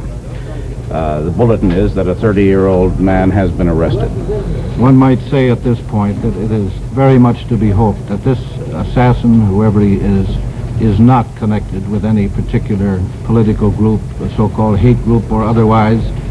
This will result in a very great rending of the political flesh of this country. And the men who shot Lincoln, Garfield, McKinley, and Theodore Roosevelt, who spoke for an hour with a bullet in his chest once, non-fatal, were all purely individuals of an erratic and perhaps insane type, as well as the man who tried to shoot President Franklin Roosevelt in Florida in 1933 and did kill Mayor Cermak of Chicago at that time. We can hope at this point that this person, whoever he is of a similar stripe, and that there were no coherent political motivations or connections with this man. Otherwise, I think it's going to be very rough, don't you? Unquestionably, this is going to have an absolutely imponderable effect upon the political situation and upon the public attitude toward the causes in which the president was interested. In a sense, President Kennedy's assassination came out of the same venomous and supercharged attitudes that brought about the assassination of President Lincoln. Like that of President Lincoln, it was based on, perhaps at least, upon a racial issue. We have a bulletin from Texas now, which has to do with Governor John Connally, who was wounded riding in the same car. Governor John Connally has undergone an operation for the gunshot wounds in his chest. His condition is said to be serious, but his doctor said that his vital signs are good. A doctor said that Connally had a good pulse and that his respiration is satisfactory. When the president died, 6 members of his cabinet were out of the country, flying to Japan. An hour and a half out of Honolulu, the secretaries were advised of the killing and immediately turned back. They were expected to speed back to Washington. The party, containing so many members of the cabinet, were on their way to a meeting with members of the Japanese cabinet. In the party were Secretary of State Dean Rusk, the Secretary of Commerce Luther Hodges, Secretary of Labor Wirtz, Secretary of the Interior Udall, and Secretary of Agriculture Freeman with their wives. As they were over the Pacific on their way to Honolulu, as a way stop on their way to Japan, the cabinet mission turned back to come back to Washington to face the situation, the fresh situation caused by the death of the president. The entire world, of course, has been stunned by the president's assassination. The American Armed Forces Network in Europe made direct transmissions from Washington announcing the president's death to American servicemen and their families in Europe, for whom, of course, the president is commander-in-chief. In the Vatican, Pope Paul was immediately informed. News of the murder was received with dismay at the North American College in Rome, where the vice rector, Monsignor Chambers, said that he would inform the American cardinals and prelates who were dining at the moment. There's a 6-hour time difference between this country and Rome. The Soviet news agency TASS carried the news as a flash on its international English language radio teletype circuit at 2:45 or 2:48 this afternoon. And this is what TASS, the Russian news service, said. It has just been officially announced that the United States President, John F. Kennedy, has died in hospital after an attempt was made on his life by persons, as believed, from among the extreme right-wing elements. Of course, we have no knowledge of the political motivations, or indeed the other motivations, of the person or persons who fired upon the president. We do have a report from Dallas, from our correspondent there, CBS News correspondent Dan Rather, that Dallas police have arrested a 30-year-old man who was found with a weapon in his possession. The shot was apparently fired from a warehouse building, a building which housed large numbers of school textbooks, which overlooked the route which the presidential motorcade followed on its way from downtown Texas to the Trade Mart where the president was to speak.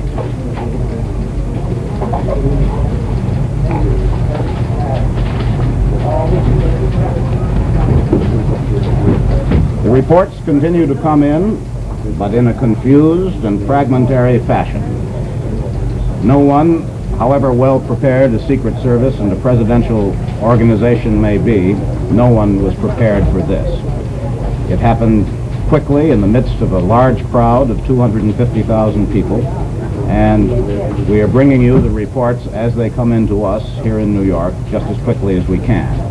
And of course, CBS News will stay on the air, live throughout this day to keep you informed on the up-to-the-minute developments in the assassination of the president.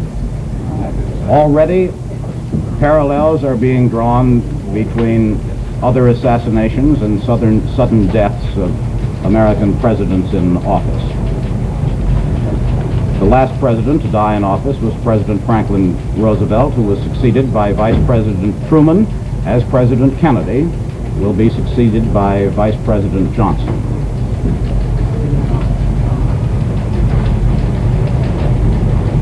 Looking back on the confused events of this morning, the President, Mrs. Kennedy, Vice President Johnson were on a tour of Texas. They had a large number of engagements to fulfill. They were greeted at the airport with every evidence of enthusiasm. Mrs. Kennedy making one of her comparatively rare trips with the President on a political errand. She, according to all accounts, had won everyone's heart, although President Kennedy was greeted with some banners and some Confederate flags flying.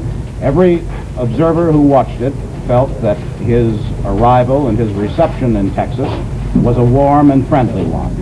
As he followed his schedule in a long motorcade of cars with officials and with reporters following them, they drove from downtown Texas to a trade mart where there was a large luncheon arranged and where he and Mrs. Kennedy were to make an appearance. As they left downtown Texas, going toward an underpass, which is a landmark in Dallas where three roads come together and go underneath the railroad, shots rang out apparently from a building, a warehouse, overlooking the route of the parade. Those in the cars behind saw that the presidential car stopped. President Kennedy fell with his head in his wife's lap. Mrs. Kennedy said, "Oh no." The governor of Texas, Governor Connolly, slumped to the floor with bullet wounds in the back and apparently in the chest.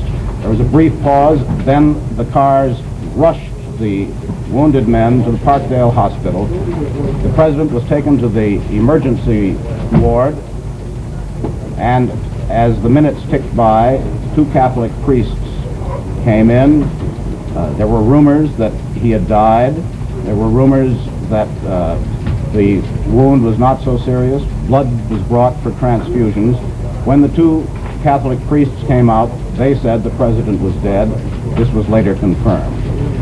Governor Connolly is in serious condition. He's undergone an operation for his gunshot wound, but the doctors say that his vital signs are good.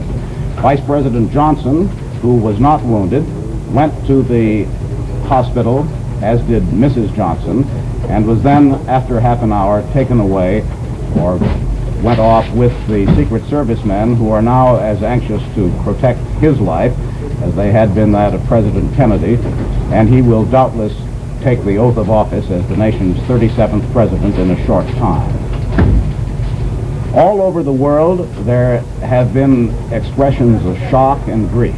From Rome, where the Ecumenical Council is going on, the American Cardinal Spellman, has expressed his great grief.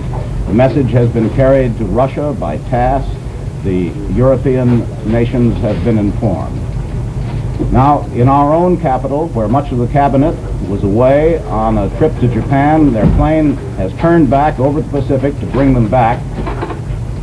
Let us switch now to Washington for a report on the mood in the nation's capital. Neil Strasser reporting. Washington was, of course, hit like a thunderbolt by news of the assassination attempt even before news of the president's death came to this capital. The first comments were, "Oh God, how terrible," on Capitol Hill.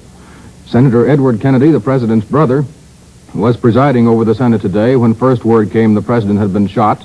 An aide informed him, and he rushed from the Senate chamber. Senator Kennedy was signing some autographs, we were told. At the time the aide came up to him, the autographs flew all over the place when he got the word. Other senators in the chamber looked up, disturbed by the intrusion of the aide. When that same aide circulated quietly to them, they too went away dazed, saying very little. Some of the comments on the first news of the shooting, Senator Richard Russell of Georgia said the whole nation is shocked by this dastardly crime. Senator Everett Dirksen of Illinois said, "Oh God, this is the most distressing thing that could ever happen. I am shocked." Senator Mike Mansfield, the Democratic leader of the Senate, "This is terrible. I can't find words." And a statement from Senator Harry Byrd of Virginia on the president's death, "I am deeply shocked. The assassination of President Kennedy is a disaster to this nation and the free world. I cannot find words to express my personal distress." A statement from Senator Harry Byrd of Virginia. Members of both houses, after news of the shooting came, walked around dazed as they tried to pick up details. Telephone switchboards at both the Congress and the White House were tied in knots. Those few remaining members of the official White House staff clustered around television sets. Mr. Kennedy's special assistant, Ted Sorensen, watched silently, left the room when reporters asked quietly if he had any comment. The president's other brother here in Washington, Attorney General Robert Kennedy, was having lunch at home when word of his brother's shooting reached him.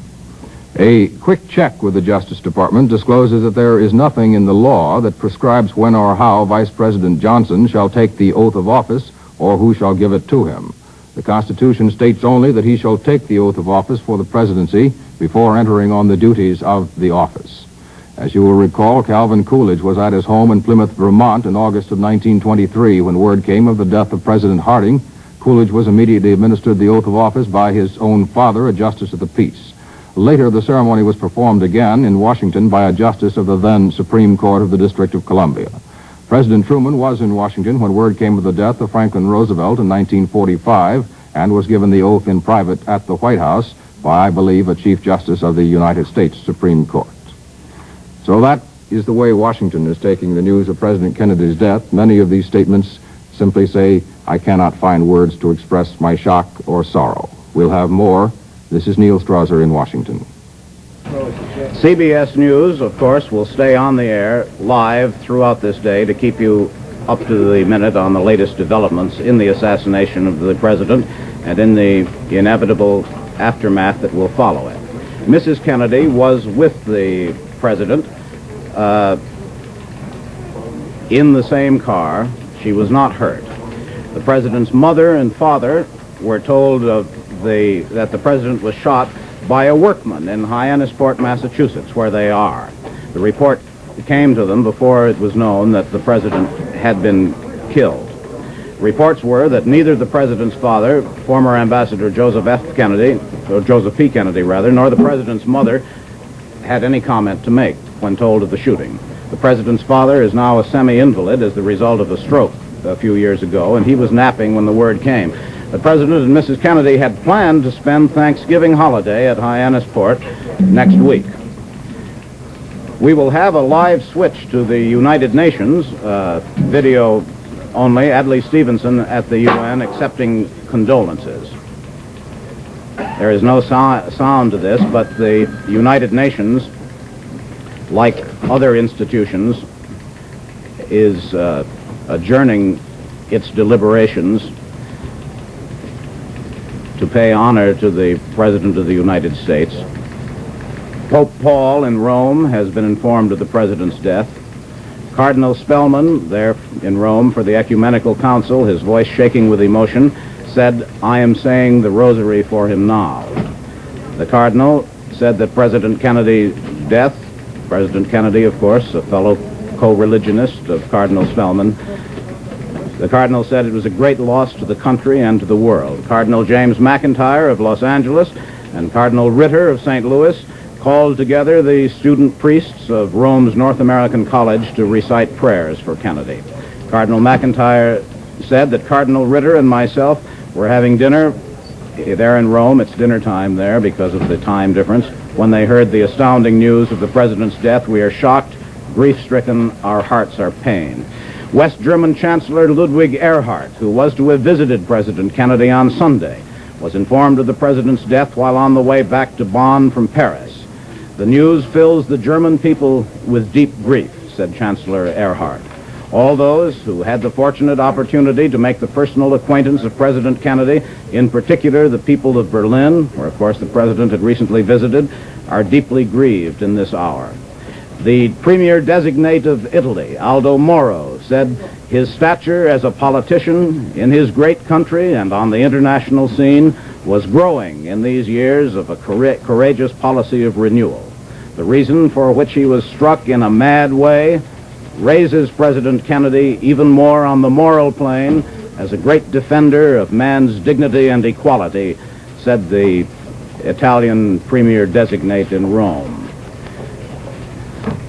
French Premier Georges Pompidou exclaimed, "It is atrocious, it is frightful, I am overwhelmed." In Madrid, a Foreign Office spokesman said, "It is horrible, absolutely horrible, a most barbarous thing.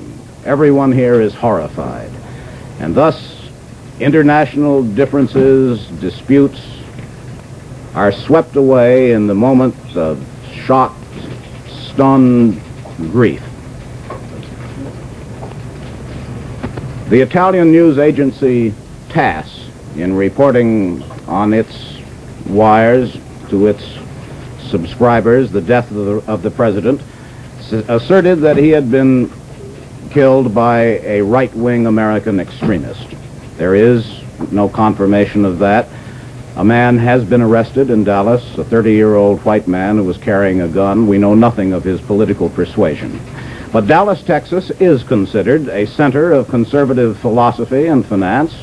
It was on October 24th that Adlai Stevenson, our ambassador to the United Nations, whom you saw a moment ago receiving condolences of representatives of other countries to the United Nations, that Adlai Stevenson, making an appearance on United Nations Day in Dallas, was spat upon by one heckler and struck with a placard by another.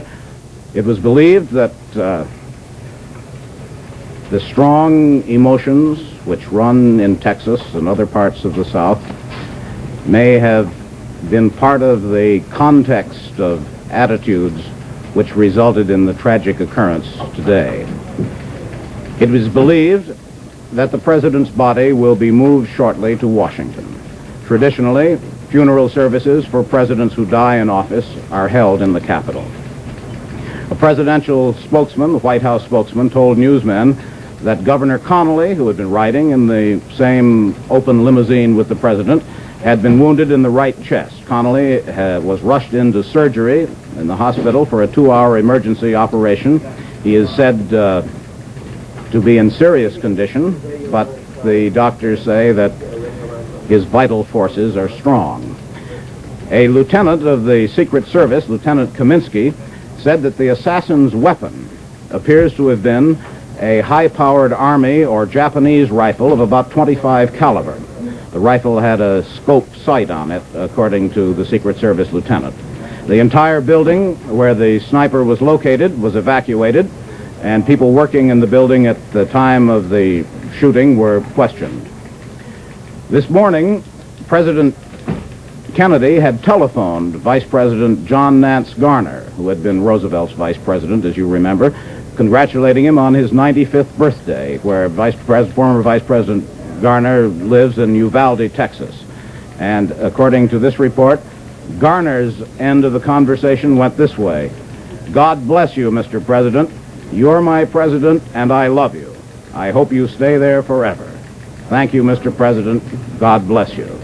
The words of former Vice President John Nance Garner, 95 years old, in Texas this morning, one of the last telephone calls that President Kennedy apparently made. This is what we know of the assassination as it took place this morning. President Kennedy was traveling in a motorcade through the streets of Dallas before a generally enthusiastic crowd, in some places a conspicuously enthusiastic crowd, of 250,000 people. With Mr. Kennedy in the open limousine, the White House bubble top, which is so familiar to those who have seen the president on television or in person as he travels throughout the country. With the president were Governor John Connally of Texas, Mrs. Kennedy, and Mrs. Connally. Suddenly there were shots. An eyewitness said that he saw them fired from a window in a warehouse building overlooking the route from downtown Dallas out to the Trade Mart where the president was to appear. Bullets hit Mr. Kennedy in the forehead and Governor Connally in the chest. The two men were seen to slump into their wives' arms. Neither Mrs. Kennedy nor Mrs. Connally were hurt.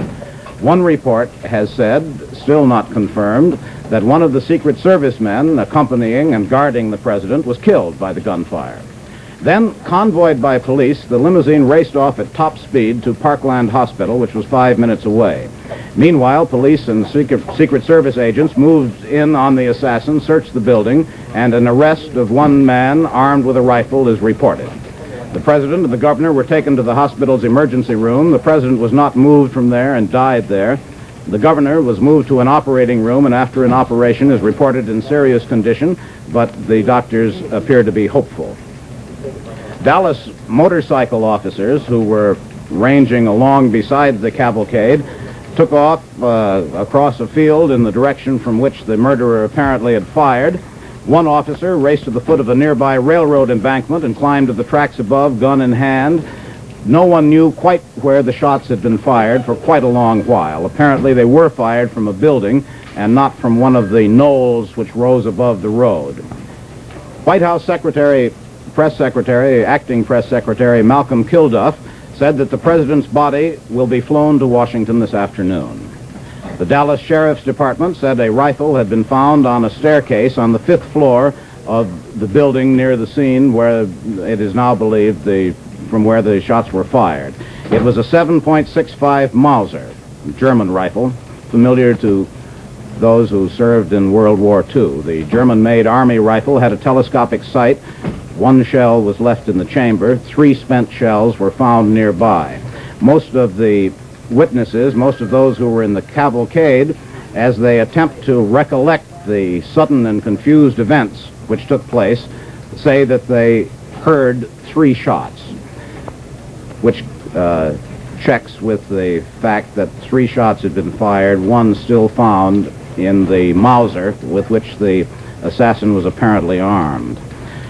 Democratic Senator from Texas, Ralph Yarborough, who, like most other Texas politicians these days, have been engaged in hot political infighting there, was riding 3 cars behind President Kennedy, and he told newsmen in a choked and emotional interview that you could tell that something awful and tragic had happened. Senator Yarborough said, "I could see a Secret Service man in the president's car, leaning on the car with his hands in anger, anguish, and despair.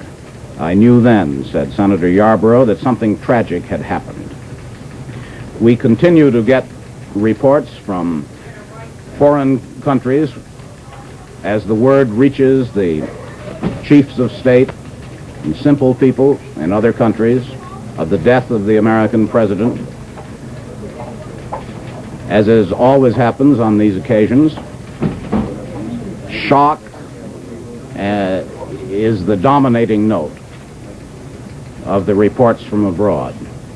We learn from Washington that Mrs. Sargent Shriver, the sister of the president, has been taken by helicopter from the White House to Andrews Air Force Base, presumably to fly to Dallas to join Mrs. Kennedy or perhaps to await there the return of the party from Dallas. Mrs. Kennedy, who was riding in the same car with the president, was not hurt, but has been taken to a quiet room in the hospital. At this moment, after the aftermath of the terrible moment that she had to go through, in which the shot rang out and the president slumped down, his head in her lap. Reports are still coming in. They do not perhaps add a great deal to the confusion of the events that we have been trying to sort out all day. But as they come into us, CBS News is going to stay on the air live from here throughout this day in order to keep you up to date on the latest developments in the assassination of the president and what happens next. The news agencies and our own correspondents who are keeping us informed from Dallas continue to send us reports bringing together the various pieces of information, some confirmed, some unconfirmed, as they come in and as we begin to sort out the truth from the rumors of what has happened. The president's body has now been removed from Parkland Hospital. It was taken from there shortly after his death in a long cream-colored ambulance with the curtains tightly drawn.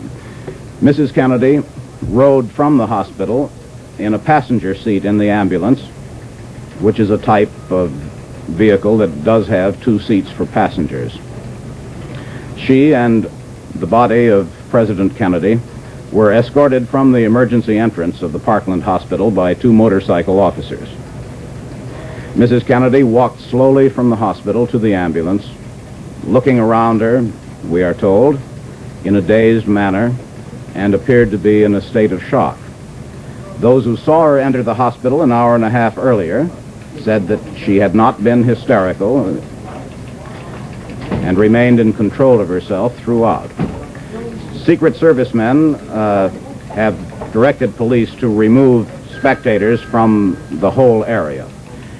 And now we have another report from Washington. Neil Strasser reporting. 3 jet planes are now warming up at Andrews Air Force Base, presumably to fly members of the president's family to Dallas, Texas. As you've already heard, Eunice Shriver, the president's sister, has left the White House by helicopter, along with the president's aide and very good friend, Theodore Sorensen, presumably on the way to Andrews Air Force Base. Comments coming in from Capitol Hill are uniform in sorrow and very much bipartisan. Democratic Senate Leader Mike Mansfield told newsmen the death was a deep, personal, and tragic loss. Seated with Republican Senate Leader Everett Dirksen in Mansfield offices off the floor of the Senate chamber, the Democratic leader told assembled reporters simply, he was a man who contributed so much and deserved so much more in return. Senator Alan Bible, Democrat of Nevada, said this is one of the great tragedies of our civilization. The world has lost a great champion, and the United States has lost a great and courageous president. Senator Jordan, Democrat of North Carolina, said the assassination was a great tragedy that has befallen this nation. The Speaker of the House and the next man in line for the presidency after Lyndon Johnson, Speaker McCormick, issued this statement to reporters, "This is a tragic event. I feel very inadequate in expressing my thoughts. The nation," said Speaker McCormick, "has sustained a staggering loss, the significance of which is stupendous. Our country and the entire world will never forget President Kennedy. His leadership was superb in meeting the challenge of this period of world history. The warmth of his personality will never be forgotten. The relationship that has existed between the President and myself throughout the years has been very close and most friendly. In his tragic passing, I have lost a dear and personal friend." The statement of Speaker McCormick. We are told that an aide of Vice President Lyndon Johnson, now President Johnson, George Reedy, has arrived at the White House. There can be very little delay in these times, of course, to have a new administration take over. As we told you, the law says that the oath of office can be given by almost anyone. By now, Johnson could already have taken it. It is presumed he will take it very shortly. This is Neil Strasser in Washington. President Kennedy's body has been removed from the hospital in Dallas, Texas, on the first stage of its journey back to Washington for what will be a state burial. Mrs. Kennedy accompanied the body in an ambulance from the hospital to the airport where it will be flown back to Washington. Walter Cronkite, who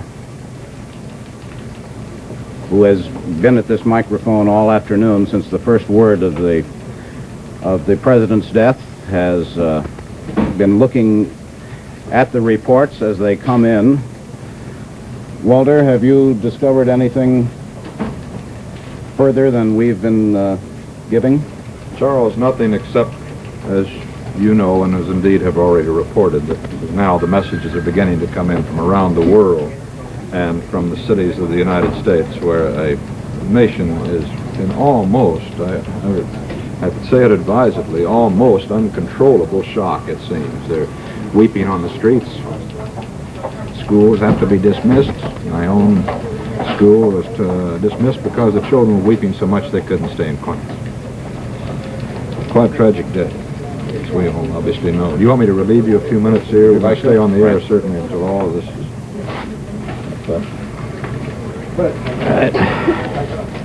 We do have some word here as to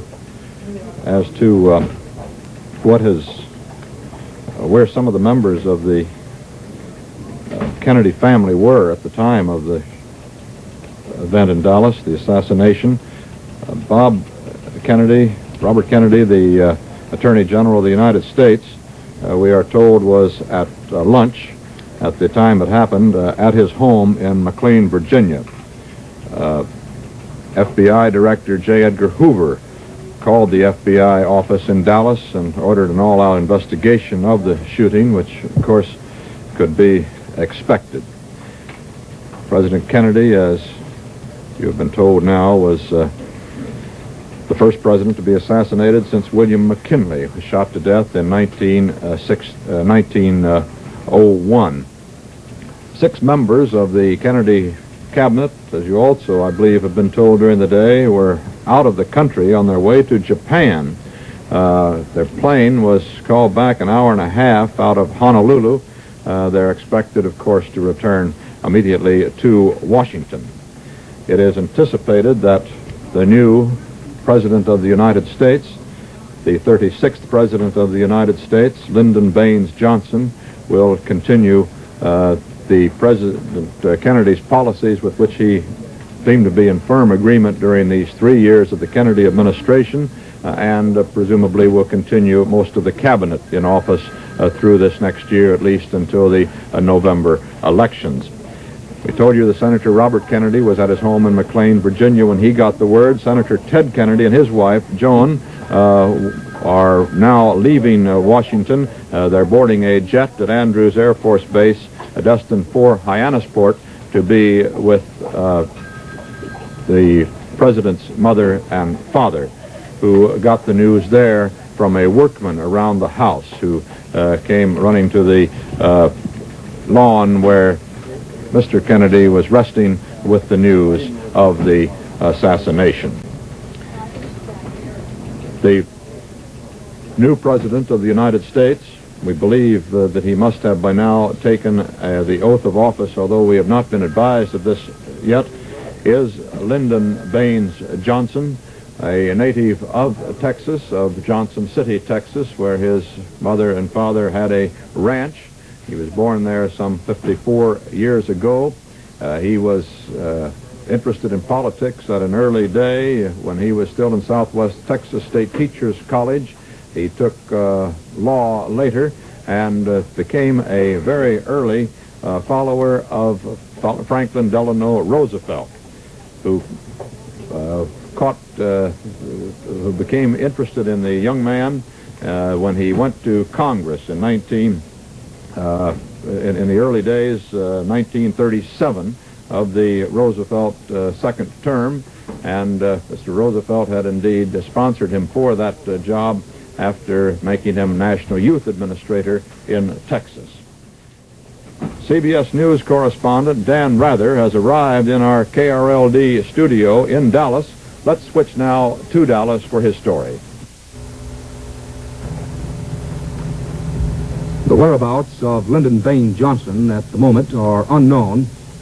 Vice President, either soon to be or already President of the United States, Lyndon Johnson, was at the Parkland Hospital in Dallas at the time or near the time of the official announcement of the death of the 35th President of this country, John F. Kennedy. Mr. Johnson left the hospital a very short time after 1 o'clock Central Standard Time. That would be 2 o'clock in New York.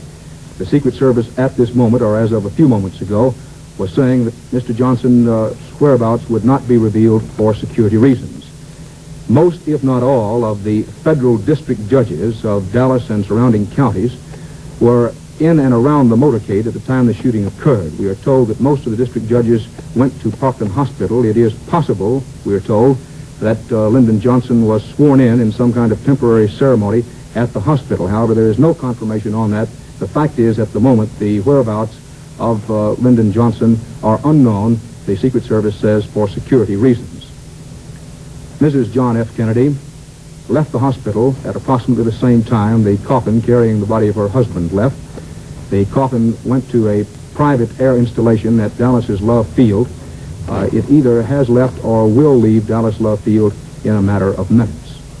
We are told that the gunshot wound, the fatal wound inflicted on the President of the United States, entered at the base of the throat and came out at the base of the neck on the back side. CBS News correspondent Bob Pierpoint has been at the Parkland Hospital here in Dallas from just a few moments after the time President Kennedy arrived at the hospital and Governor John Connally arrived at the hospital. We expect to have Bob Pierpoint in the studio here with us very shortly.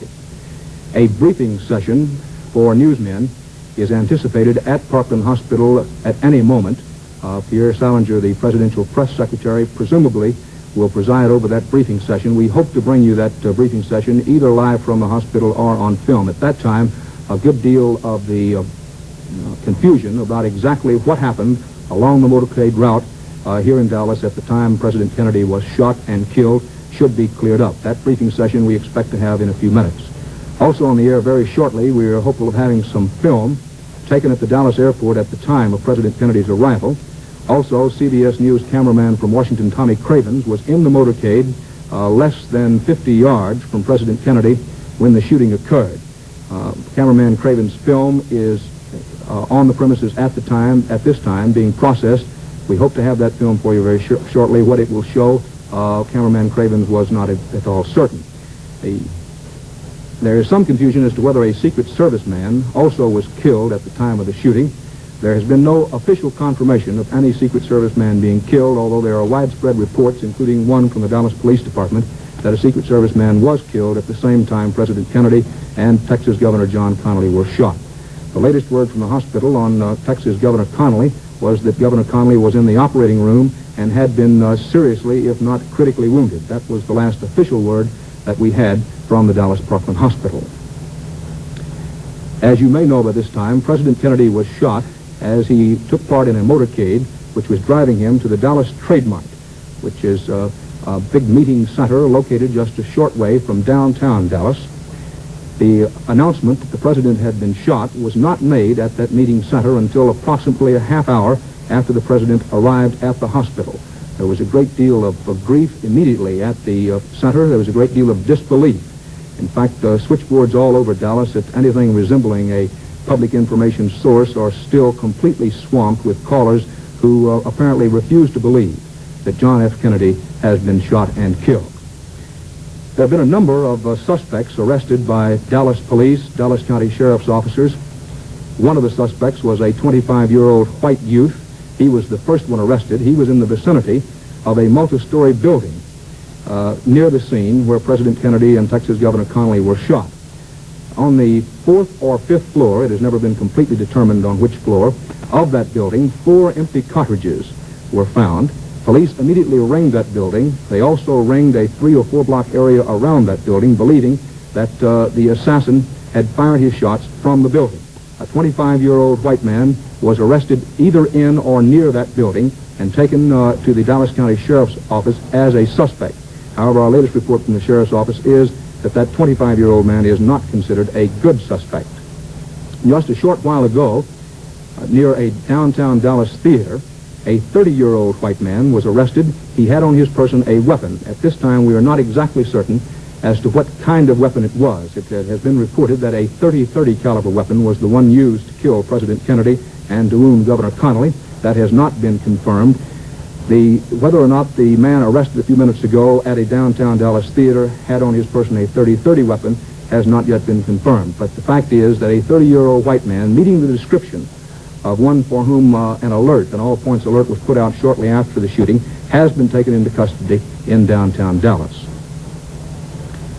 In just a moment, we hope to have the films from the shooting scene just after the shooting occurred by CBS cameraman Tommy Cravens. But while we see if that film is ready and can be shown to you, let's switch back to CBS News headquarters in New York.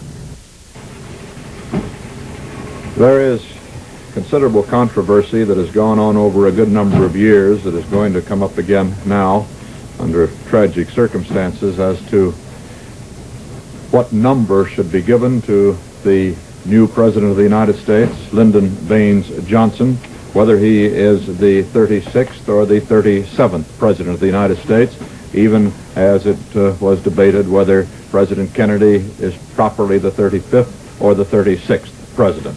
This all stems from the fact that Grover Cleveland served split terms as President of the United States. Mr. President Truman called himself the 34th President of the United States, and President Kennedy called himself the 35th, both believing that Grover Cleveland's 2 non-consecutive terms should be counted as one in counting the number of presidents, and not the total terms should be counted. So on that basis, presumably, President Lyndon Baines Johnson will consider himself the 36th President of the United States. We still, quite oddly it seems to me on this news desk, have had no word from Dallas at all as to the location of Mr. Johnson, nor as to whether or not he has indeed taken the oath of office. It is assumed that he would have from a Dallas judge, a federal judge perhaps then deciding to have another ceremony in Washington with the Chief Justice of the Supreme Court, which was what Calvin Coolidge did when he learned that he had become the President of the United States on his Vermont farm. It seems almost inconceivable that this whole tragic set of circumstances has taken place in these last 3 hours only. It was 12:25 Eastern Standard Time, 11:25 in Dallas, when the shots rang out on that Dallas street, and the life of President Kennedy was snuffed out. We now learn that Vice President Johnson is expected to be sworn in as president aboard an airliner before flying back to the nation's capital. The White House says that Mrs. Kennedy will return to Washington late today to be with the children, Caroline 6 and John Jr., who will be 3 next week. We have word from Dr. Malcolm Perry, the attendant surgeon at Parkland Hospital who attended President Kennedy, who says that when he arrived at the emergency room, I noticed the president was in critical condition with a wound of the neck and head. When asked if possibly the wounds could have been made by 2 bullets, he said that he did not know. He said that immediate presumptive measures were taken, and Dr. Kemp Clark, the chief of neurosurgery, was called along with several other members of the staff. Dr. Perry says they arrived immediately, but at this point the president's condition was critical and moribund. A tracheotomy was performed to assist the president's breathing. That's a throat operation. The doctor said an oxygen machine was used, and blood and fluid also were administered. All of this, obviously, to no avail. The president died 25 minutes after the shooting at 1 o'clock Eastern Standard Time. Shortly after the news of the president's death, CBS News correspondent Bernard Eisman went out into the streets of New York, and here is his report. As the news of President Kennedy's death spread through the city, to those who hadn't heard it or had heard only the first fragmentary reports, even this street, which is normally so loud you can't hear yourself talking to another person, acquired a stillness that it's never known. Wherever there was a radio or a television set, people gathered to listen. Can you tell me what your first reaction was, ma'am, when you... Tragedy that ever happened to this country since President Lincoln. How about you, sir? I couldn't believe it, that's all. I just couldn't believe it. And you, sir? What was your... I didn't believe it. I didn't believe it. Who do you think would do something like this? I don't know. I can imagine in a way. I can imagine. How about you, sir? Well, I feel very bad. That's all I can say. Can you imagine who would do something like this, sir? Well, I don't think anybody in their right mind. I think this is a terrible thing for our country, not only for our country, but for the entire world. I mean, after all, one does realize that we are striving for peace at the present time, and a thing like this, well, it's just an utter tragedy. You, sir, do you think that this indicates some sort of an illness in America today? I don't understand so much, Thank you very much. Have you been thinking about what's happened in the last few hours, sir? Yes, I have, and I'm deeply shocked. I'm ashamed this sort of thing can happen in America. And how about you, sir? Have you had any... What are your first reactions to a tragedy of this sort? My first reaction, sir, is that I hope these Southerners, these radicals, have satisfied they got their pound of flesh, and killing a man as good as that. Are you certain that it is right-wing radicals or people who oppose the president so desperately that they would do something like this, who committed this act? Yes, sir. Could be no one else. Someone who do this must be mentally deranged. No clear-thinking human person would ever think of doing something like that. How about you, sir? What was your first reaction? Well, my first reaction was I was terribly shocked. I couldn't believe it really happened. But I disagree with this man about it being a right-wing radical. It could have been communists, I think, probably something like that. And how about you, ma'am? What? We were all crying in my place, all crying. You look as though you've been crying. Is that how it struck you first? Yes. How did you hear about it? Well, with our radio in my place, and they told us. Did all of the people in the office cry? Yes. And the office then was let go and sent home? Yes. And how about you, sir? What reaction do you have? How do you feel after a thing like this has happened? Disgust. Really? Disgust with... We have the first films taken in the motorcade just after the assassination shots were heard. Dan Rather has that story in Dallas, Texas.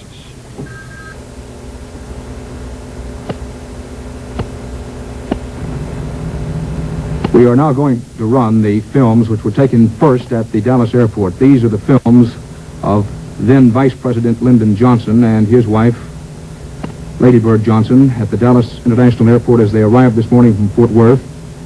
Here is the late President John F. Kennedy and Mrs. Kennedy coming down the ramp at the Dallas airport. These films were taken slightly less than an hour and a half before President Kennedy was shot and killed in a motorcade in downtown Dallas. The usual receiving line, of course, a number of Dallas dignitaries and a lady who said that she had waited for 69 years to meet a president. Mrs. Kennedy had been given a bouquet of roses at the Dallas International Airport as a token of affection from the city of Dallas. President Kennedy had looked particularly hale and hearty on this Texas trip. We saw him Monday in Florida, and a number of the White House reporters remarked that he was looking more physically fit than he had at any time over the past year and a half or 2 years. This is part of the motorcade from the Dallas airport toward the downtown area.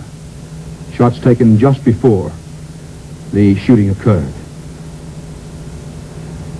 This is Dallas's Parkland Hospital, where President Kennedy was taken after being mortally wounded. The president reportedly was alive when he reached the hospital, but he died a short time after arriving at the hospital. Some efforts were made when the presidential party first arrived at the hospital to keep pictures from being taken. The roses that Mrs. Kennedy had carried earlier were on the back seat of the automobile in which the president was shot. Now, these are scenes at a building across the street from the scene where President Kennedy was shot. Police immediately ringed this building. It's believed that the assassin was in this same building on either the 4th or 5th floor. Some empty cartridges have been found in that building. Witnesses said they believe 3 or 4 shots were fired. 4 empty cartridges were found in the building, which had been ringed by police. A number of suspects were picked up immediately. Practically anyone in the area who even gave a hint of looking suspicious was picked up. Considerable confusion in the immediate vicinity. Right there was the spot where the president was shot. This is part of the police contingent arriving to surround the building. Police thought they might be able to catch the assassins still in the building. They were unsuccessful in that. Police were heavily armed. They ringed not only the building, but about a 3-block area around this building, which, as I say, is located directly across from where the president was shot. This is practically the spot on the street where the president was shot. These pictures were taken just after the president had been taken to a hospital. Police made a systematic search of the building. They found no weapon. Up there on the 4th or 5th floor, perhaps out of one of those open windows, is where the assassin of President Kennedy is believed to have fired the fatal shots. We have no further information as yet from the hospital on the condition of Texas Governor John Connally, who was riding with President Kennedy and who also was critically wounded. Our last report from Parkland Hospital was that Governor Connally was in the operating room, that he was still alive but was in critical condition. Walter, you mentioned a short while ago that it was difficult to understand why we had not been appraised of the whereabouts of Lyndon Johnson, who will, of course, step up to the presidency in light of the tragic death today of John Fitzgerald Kennedy. We are in direct contact with Parkland Hospital. We're also in direct contact with Dallas Police and the FBI. We have a reporter with the Secret Service agents, and the word from all sources is that Mr. Johnson, his whereabouts are being kept secret for security reasons. If anyone knows where Mr. Johnson is, it is not us at this moment. Thank you, Dan. Thank you, Dan. As a matter of fact, we just got the word from our reporters out there at the airport, bypassing you just as you were on the air at that last moment, that Lyndon B. Johnson has been sworn in as the President of the United States. He was sworn in at 1:38 Central Standard Time. That was 2:38, and that's almost an hour and a half ago now, if this time is correct here. The oath was administered to him by U.S. District Judge Sarah T. Hughes. He took the oath aboard the presidential plane at Love Field just prior to takeoff to return to Washington. The president's body is to be returned to Washington also, along with Mrs. Kennedy. She will accompany it, and that plane is supposed to arrive back at Andrews Air Force Base, we're told now, at 5:25 this afternoon, Eastern Standard Time. That's about an hour and a half from now. Whether that is the same plane in which now President Johnson is returning, we do not know. The presidential oath as Lyndon Baines Johnson, the 36th President of the United States, took it, reads, "I do solemnly swear that I will faithfully execute the office of President of the United States and will do the best of my ability to preserve, protect, and defend the Constitution of the United States." And now President Johnson is flying back to Washington to actively take over the reins of government. 6 of President Kennedy's cabinet who were on the route to Japan have turned around at mid-ocean and are flying back to Washington. Attorney General Robert Kennedy, the president's younger brother, who was often mentioned as a possible candidate himself someday for the highest office of the land, is in Washington. So was Senator Ted Kennedy, his youngest brother. He was on the floor of the Senate, presiding, as a matter of fact, in the Senate. As the word came, he dashed from the Senate and is now en route to Hyannisport, Massachusetts, to be with his and the late president's mother and father there. We understand that the president's sister, Mrs. Sergeant Shriver, wife of the administrator of the Peace Corps, was flying away from Washington too, and the first thought was that she perhaps was going to Texas to be with her brother before she learned of his death. We do not know where she is now destined. We will now pause for 10 seconds so that our stations may identify themselves.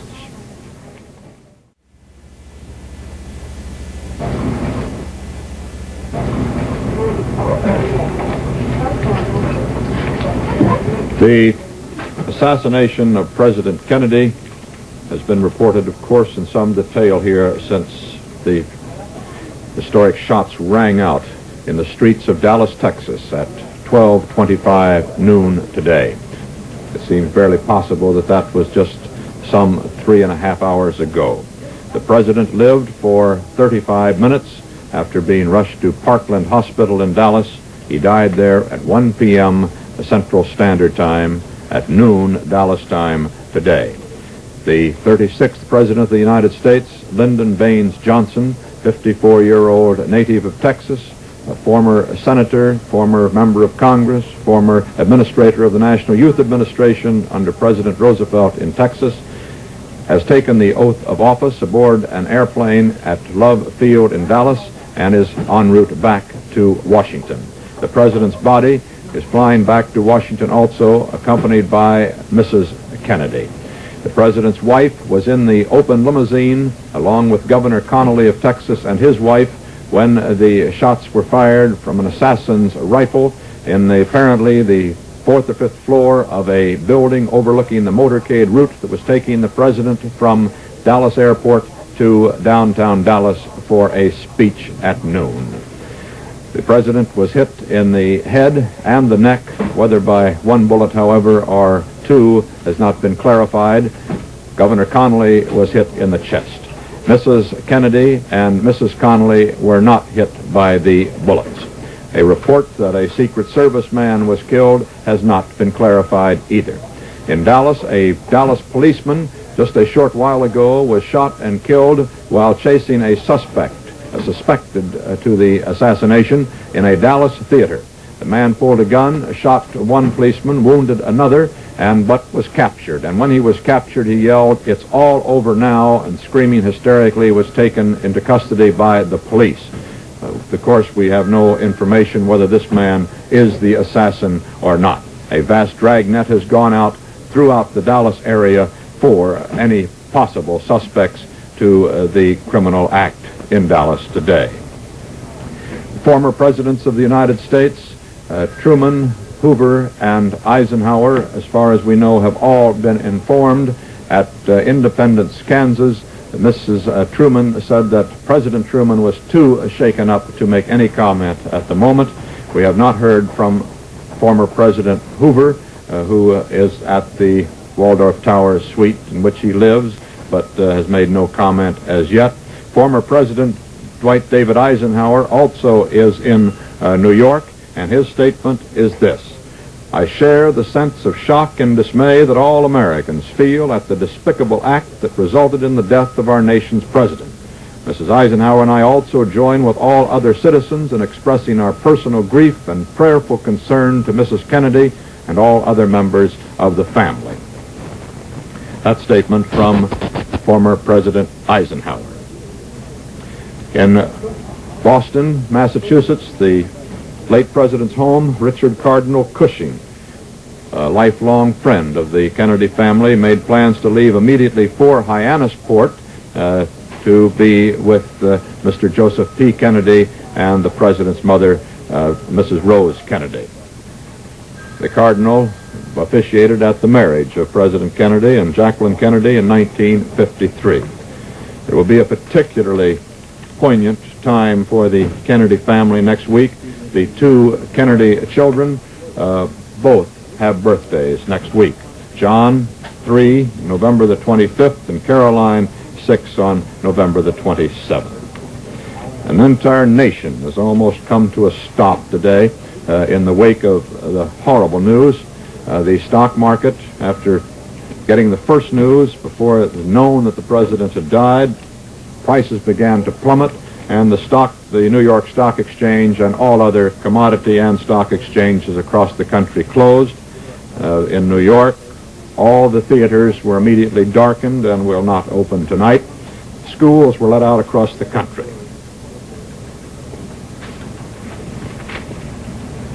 We reported to you on the arrest of that individual in Dallas. He is being grilled now. He's said to be 24 years old. A name has been given for him by Dallas police as Leo H. Oswald, although, as the Dallas police themselves say, there is no information as yet that he is the assassin. He was being chased as a possible suspect, however, when he did pull a gun and he killed a Dallas policeman at that moment.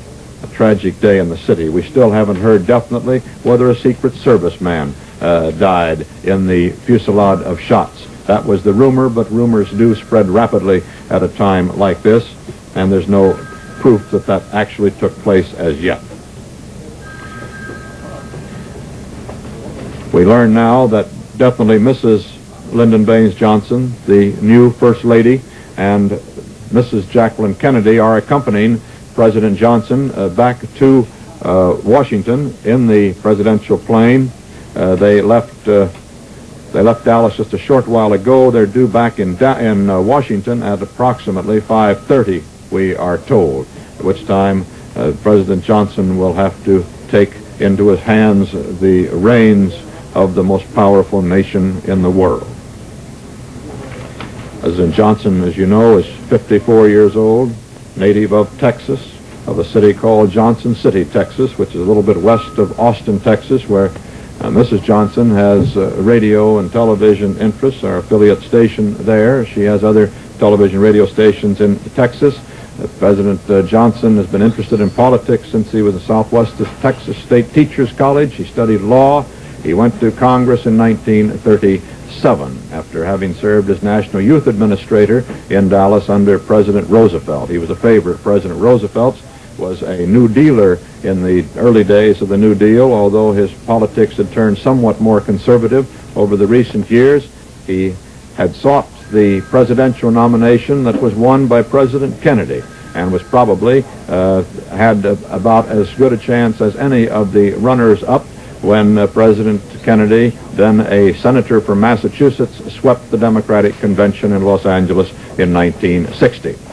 It was a surprise when President Kennedy announced that Lyndon Johnson was his choice for vice president, and it was thought that he brought him into the ticket primarily to help swing a recalcitrant South, including the rather important state with a heavy electoral vote, the state of Texas. It was in Texas today where President Kennedy, after 3 years of that administration, met his death. Eric Severide has just moved in. Eric, do you have a word or two? Walter, I thought perhaps that we might talk a little about the new President of the United States. I've been trying to put down a few notes about the life and the nature of Lyndon Baines Johnson, the man that our thoughts will be upon very soon.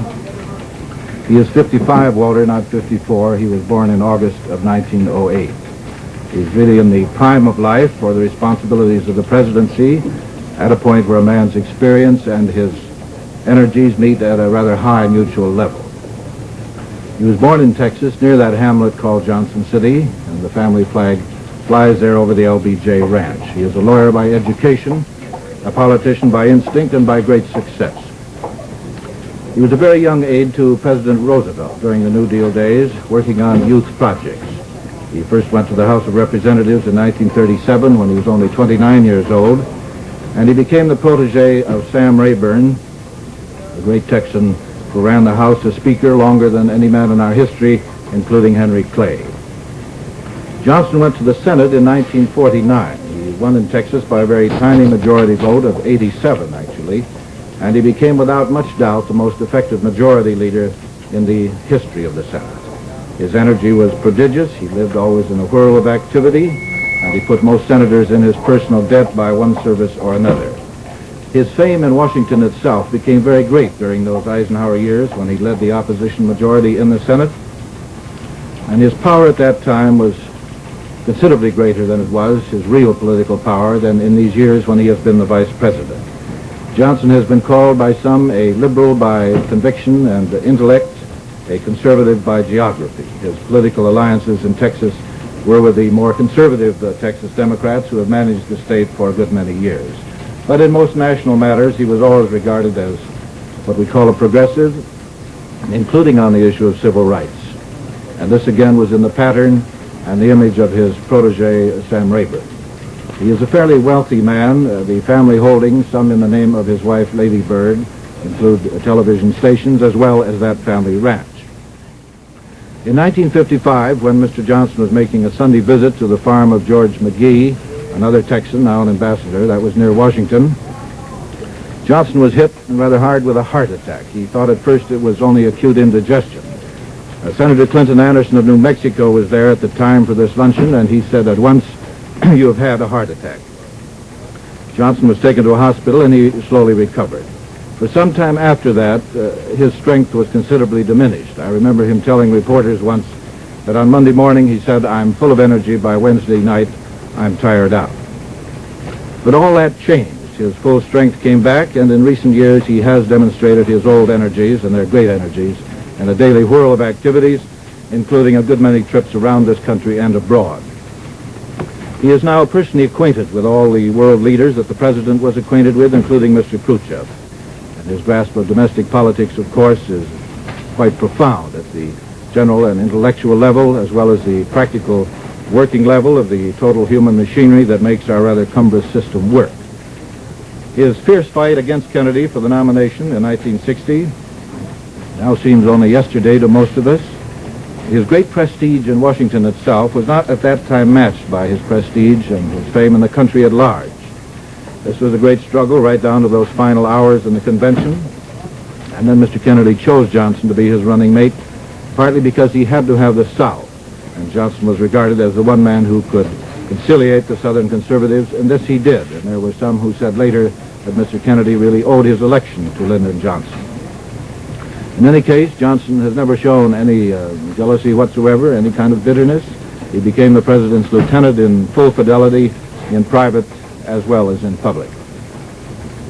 But as vice presidents do, certainly under a very energetic and active president, he slowly faded from national consciousness.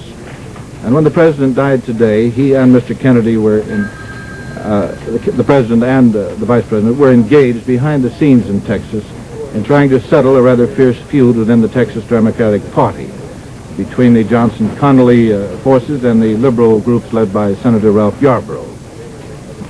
All that, of course, now seems petty and of no consequence in retrospect. It doesn't matter. Mr. Johnson is the president, and Texas will be his personal political base in toto. And when the sorrow of today begins to fade, when the president has been laid to rest, the machinery of the national government will take up again, and again Americans will have to think ahead, not only to what lines of policy and action the new president will follow, but of course also to the election of next year. Mr. Johnson will be nominated next August at the Democratic Convention if he wishes it, and I'm sure most observers would predict now that he will wish it. All estimations on the outcome of that election next November, of course, are now rather without meaning. The election, like the course of this great country itself, now lies with fate and the continuing nature of our times and in our world. And now back, Walter, to you. Eric, that matter that you suggested a little earlier on this afternoon of the danger of a violent reaction to the right wing in America, assessing very probably improperly the assassination as being the responsibility resting there already is beginning to come to light. You saw perhaps, maybe you were busy. I missed that, Walter. Well, there's some interviews in the streets of New York, and 2 or 3 people were laying the blame right there. It's much too early for that sort of thing. Oh, of course it is. The Soviet Union, however, is doing that. TOS has announced that extreme right-wing elements were undoubtedly to blame. This will be tragic if anything of this court either takes possession of people's minds, particularly if there's any truth in it.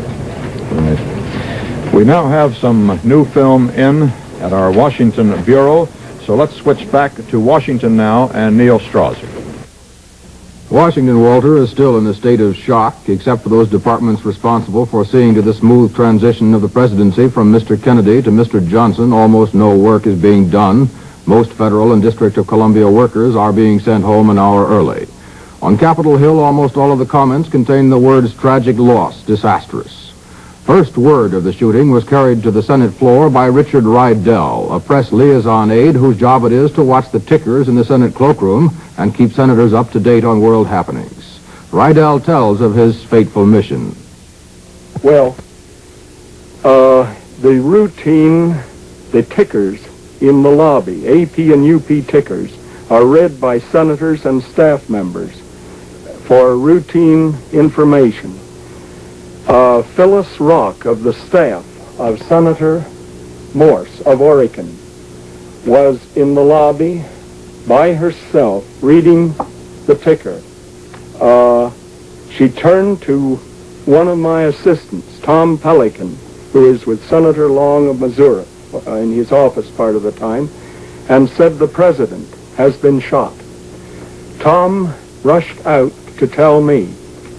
I immediately went into the Senate chamber in front of the desk of Majority Leader Senator Mike Mansfield, raised my voice so that he and the senators at the surrounding desk could hear, and said, "Senators, the president has been shot." It, of course, was like a shock wave, a jolt. I crossed the aisle to the Republican side, where Senator Dirksen was seated, and in the same manner told Senator Dirksen and the Republican senators who were at adjacent desks, with, of course, the same shocked reaction and stunned expression on their faces. I then happened to recall that a few moments before, the president's brother, Senator Edward Kennedy of Massachusetts, was presiding over the Senate. I turned and he was still occupying the chair. I knew that someone would have to inform him. And I thought I might as well. It was a very difficult job because of the family relationship as well as the friendship of the senators to the president. I rushed up to the chair and said, Senator Kennedy, your brother, the president, has been shot. He gave a jerk to his body tensed, but he was absolutely calm. And as I recall, Senator Kennedy, then presiding over the Senate, when he heard this awful news, said no. And that was all.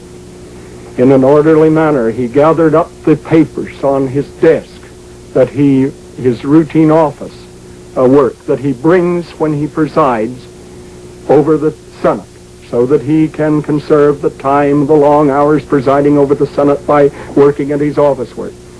I walked off the rostrum with him with my arm around Senator Kennedy, patting his shoulders, and said, Senator, if there's anything any of us can do, let us know.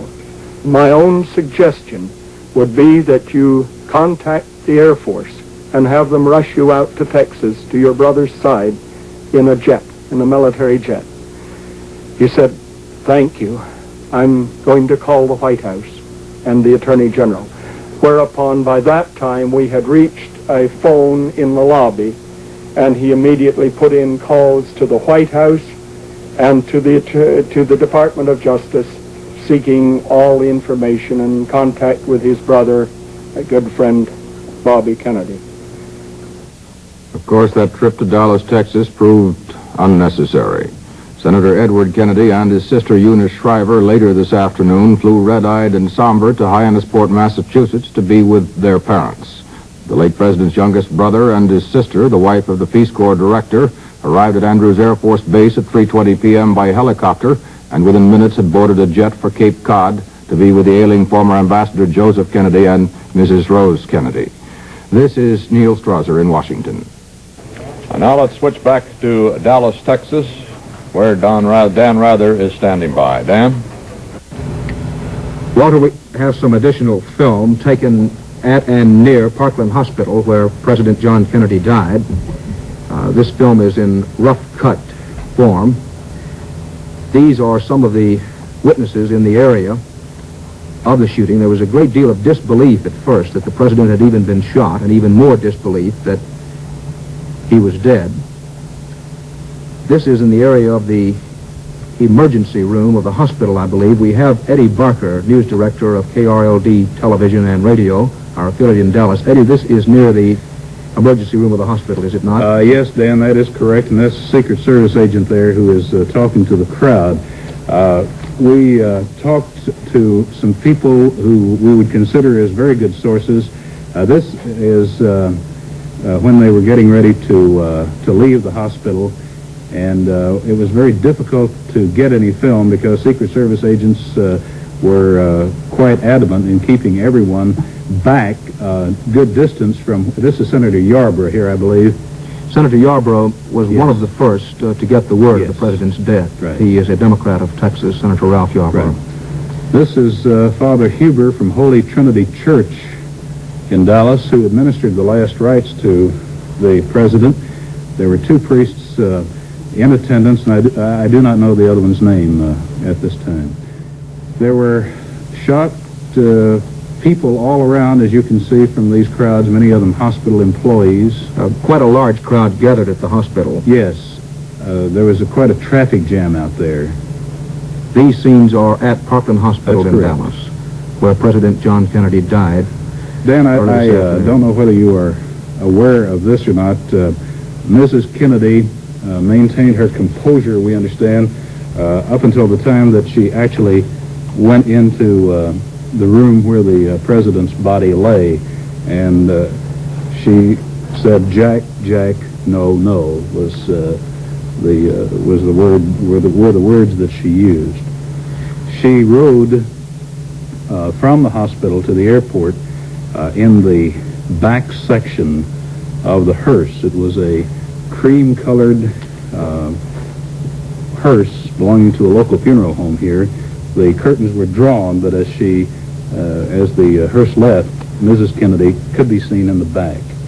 And the president's body was airborne at 47 minutes past 2 o'clock. At Central Standard Time. Yes. We covered Mrs. Kennedy yesterday in San Antonio as she arrived with her husband and the Lyndon Johnsons. There had been some reports from the White House press corps that Mrs. Kennedy was reluctant to make the Texas trip. It had been billed in many quarters as strictly a political trip, and as Mrs. Kennedy arrived in San Antonio, she at first appeared to be rather ill at ease, but later in the day she seemed to warm up to the occasion, and I noticed today in both Fort Worth and Dallas that she really seemed to be enjoying herself. I think with Mrs. Kennedy there was some reluctance to come to the state because people would tell her, well, they're different kind of people. But she did seem to be enjoying herself thoroughly throughout the day. Eyewitnesses at the shooting say that in the early moments immediately after the shooting, that the president's head was in Mrs. Kennedy's lap, and that Mrs. Kennedy did restrain herself, did have her composure until the time she went to the hospital where the president, then dead, was. She walked out of the hospital, Dan, under her own power. There was no one, from where we were standing, there was no one holding on to her arm. She walked out. She was hatless when she came out of the emergency exit and got into the hearse that bore the body to the airport. Eddie, a lot of questions are going to be asked about what kind of place is Dallas, Texas. Just recently there was the publicity about the city and the rough reception that the United States ambassador to the United Nations, Adlai Stevenson, got here. There was the occasion in which he was spat upon and hit with a picket sign. I think Mayor Cabell only yesterday made a statement saying that the city was quite anxious to give President Kennedy an especially warm welcome because of that incident. But there are going to be a lot of questions asked in the coming days about what kind of place is Dallas, Texas, a place in which this could happen. You're a long-time resident here, and in the eyes of many, sort of Mr. Dallas. Could you tell us what kind of place this is?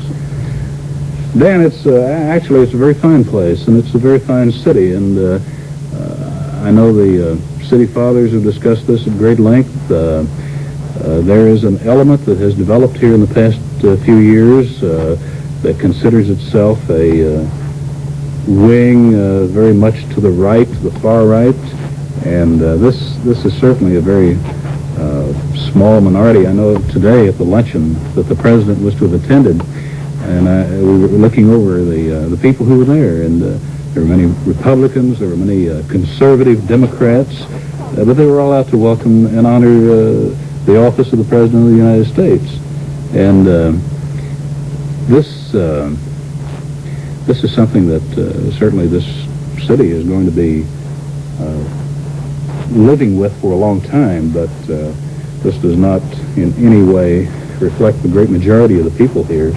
Politics in this town are different, certainly, than they are in a lot of places. There are many factions of the Democratic Party. The Republican Party, as you know, is very strong. We have a Republican congressman. We had a situation here a few years back. You may remember when Senator Johnson had his, then Senator Johnson had his problems in one of the downtown hotels. That was in the 1960 campaign. Yes, but this is a minority group, and certainly is not a reflection of this community. Many of these leaders, I'll say in closing, when the word came today at the Trade Mart that the president was dead, they broke down and cried. It was a very moving thing. We're going to switch now from Dallas, Texas, back to CBS News headquarters in New York. The news, as you know it, President Kennedy was assassinated in Dallas, Texas today. 12:25, he was shot in a motorcade en route to a speech in Dallas from the Dallas airport and died 35 minutes later. Lyndon Baines Johnson, 55-year-old vice president, took the oath of office in an airplane at Love Field and is flying back to Washington to take the reins of government. Governor John Connally of Texas was shot also and is in serious condition at the Parkland Hospital in Dallas. Charles Collingwood, if you want to come in and relieve me a little while, we are here at CBS News going to stay on the air throughout this day to bring you details as we have them. That presidential plane is expected back in Washington now, we're told, at 6:05 with the president's body. Charles?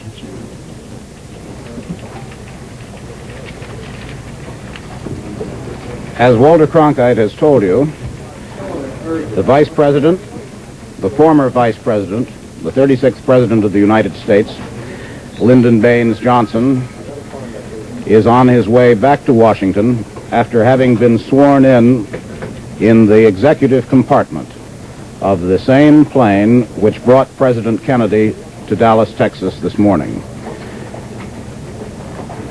President Johnson was sworn in by Judge Sarah Hughes, a federal judge in Texas, who wept with emotion as she administered the oath of office to the vice president by which he became the president of the United States.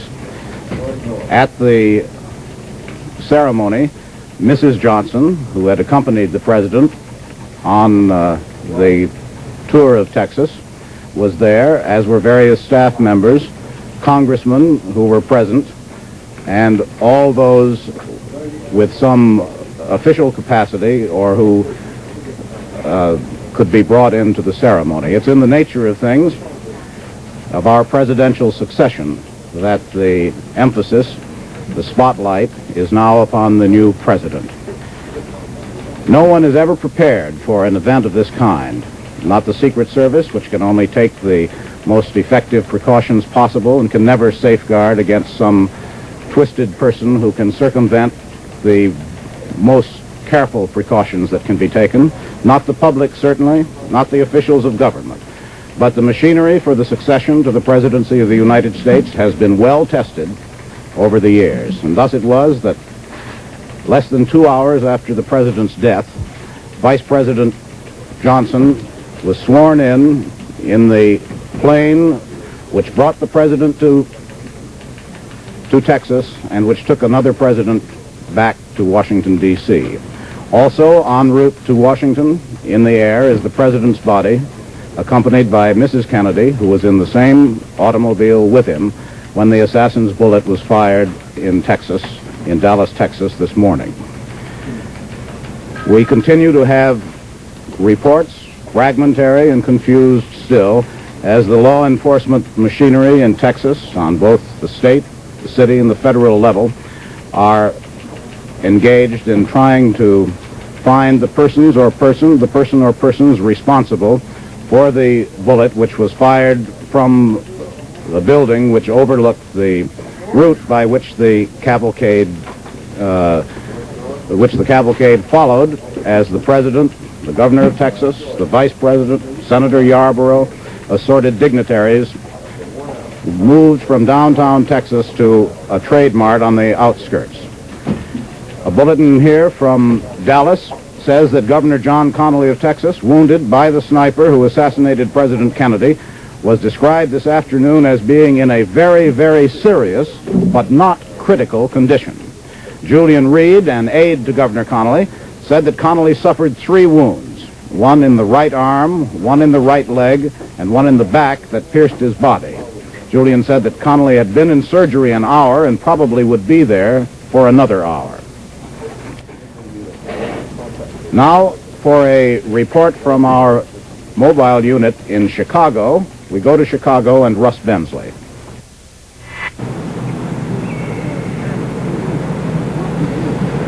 The flagstaff tells the story at the corner of State and Madison Streets. Beneath it, the bright lights, the Christmas demonstrations, but they have no joy today.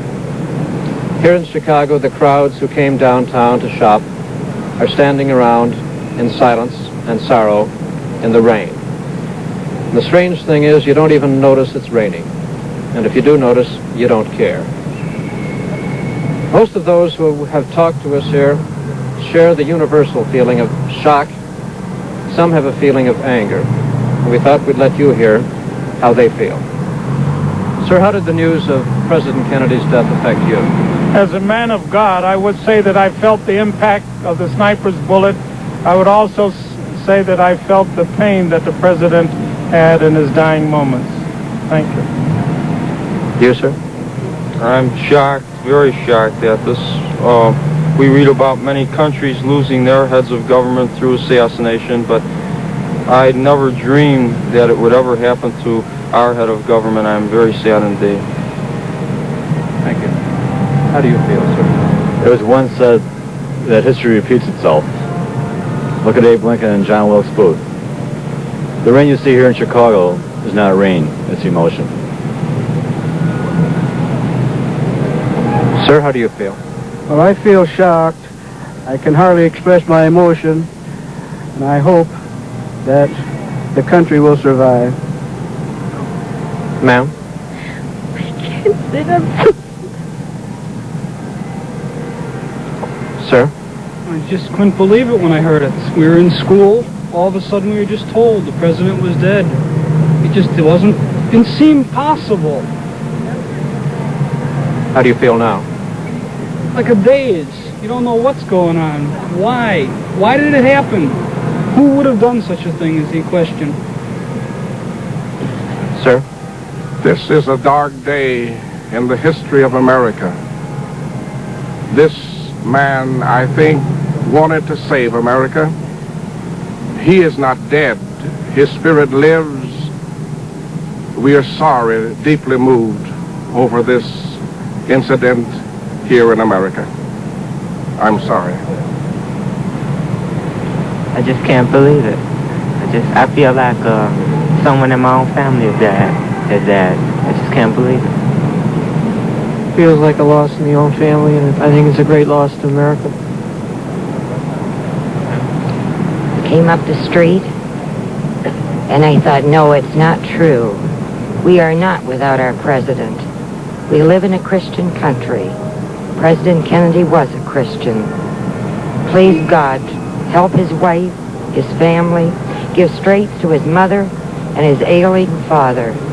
We will miss a great friend and a true Christian.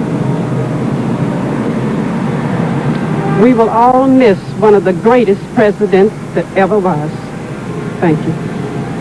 I was shocked when I heard it, and, well, they closed the city hall in respect to him. Everyone else is truly sorry it happened. And that's all. Ma'am, how did the news affect you? I was shocked, deeply shocked. We've lost a very good president. He was for the poor people, and that's what we need, a president like that. Those are typical reactions in Chicago, and I imagine they're fairly typical of the reactions across the country. It is several hours now since the news broke, and the mind still reels at accepting the fact. And it will continue to be an incredible tragedy for days to come. This is how Chicago feels. This is how the nation feels. This is Russ Bensley in Chicago. Now back to CBS News in New York. That same sense of grief and disbelief is being expressed today all over the world by great people as well as by small ones. We have some late film now from Dallas, Texas, and so for that film we switch now to Dan Rather in Dallas. As we mentioned a short while ago, a number of arrests have been made in Dallas in the wake of President Kennedy's death. We have scenes of one of those arrests in the downtown area. This was just after a Dallas policeman was shot in the vicinity of a downtown movie house. The suspect was brought immediately to police headquarters. That particular suspect is among many who is being questioned, not all of them in connection with the shooting. Some of the suspects simply are being questioned as possibly to what they saw. The Dallas police headquarters is literally alive with people who have been brought in off the streets, arrested for one cause or another. Dan, there's a report that an arrest has been made in Fort Worth also of a suspect. Eddie Barker of our affiliate station KRLD, who was in Dallas, who was covering the president's arrival today. At least a half dozen suspects, people identified as suspects by police, have been picked up here in Dallas. We also have the first films that we've had available of the Parkland Hospital. Well, these are films of a pistol taken off one suspect in the downtown area. Now, early reports said that the president had been shot with a .30 caliber weapon of some description, but that particular pistol was taken off a suspect arrested in the downtown area. We have the films taken at Parkland Hospital at the time the ambulance carrying the body of President Kennedy. I believe these are arrival films, are they not? This is... No, this is when they're getting ready to leave, I believe, Dan. The group, the presidential party coming out of the hospital. Yes. Those particular people cannot be identified. They were part of the presidential party. The president's secretary, Mrs. Lincoln, came out about this time, but I'm not sure if that is her. This is the scene at Dallas's Parkland Hospital as the body of President Kennedy was brought out and taken to Dallas's Love Field to be flown to Washington. The body is now en route by plane to Washington. Also en route to Washington is the 36th President of the United States, Lyndon Baines Johnson. There was quite a crowd at the Parkland Hospital at this time when the President's body was taken away, but most of the crowd was away from that particular section of the hospital.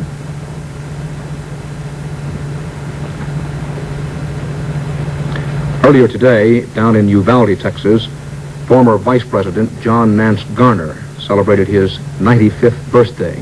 Mr. Garner refused to grant any interview as such, but in the course of a conversation with reporters, this was some 2 hours before President Kennedy was shot and killed in Dallas.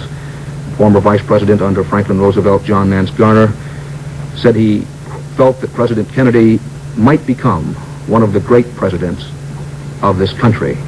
Former Vice President Garner, a longtime friend of Lyndon Johnson. This is another scene at Dallas Police Headquarters, suspects being brought in, suspects rounded up in practically all sections of town.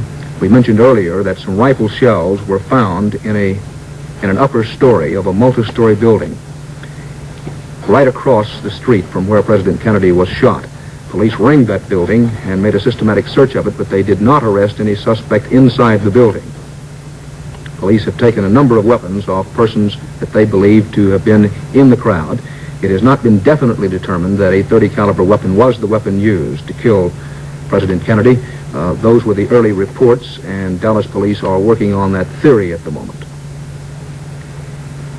We have a statement that has been issued by the Dallas Citizens Council, the Dallas Assembly, and the Science Research Center of Dallas.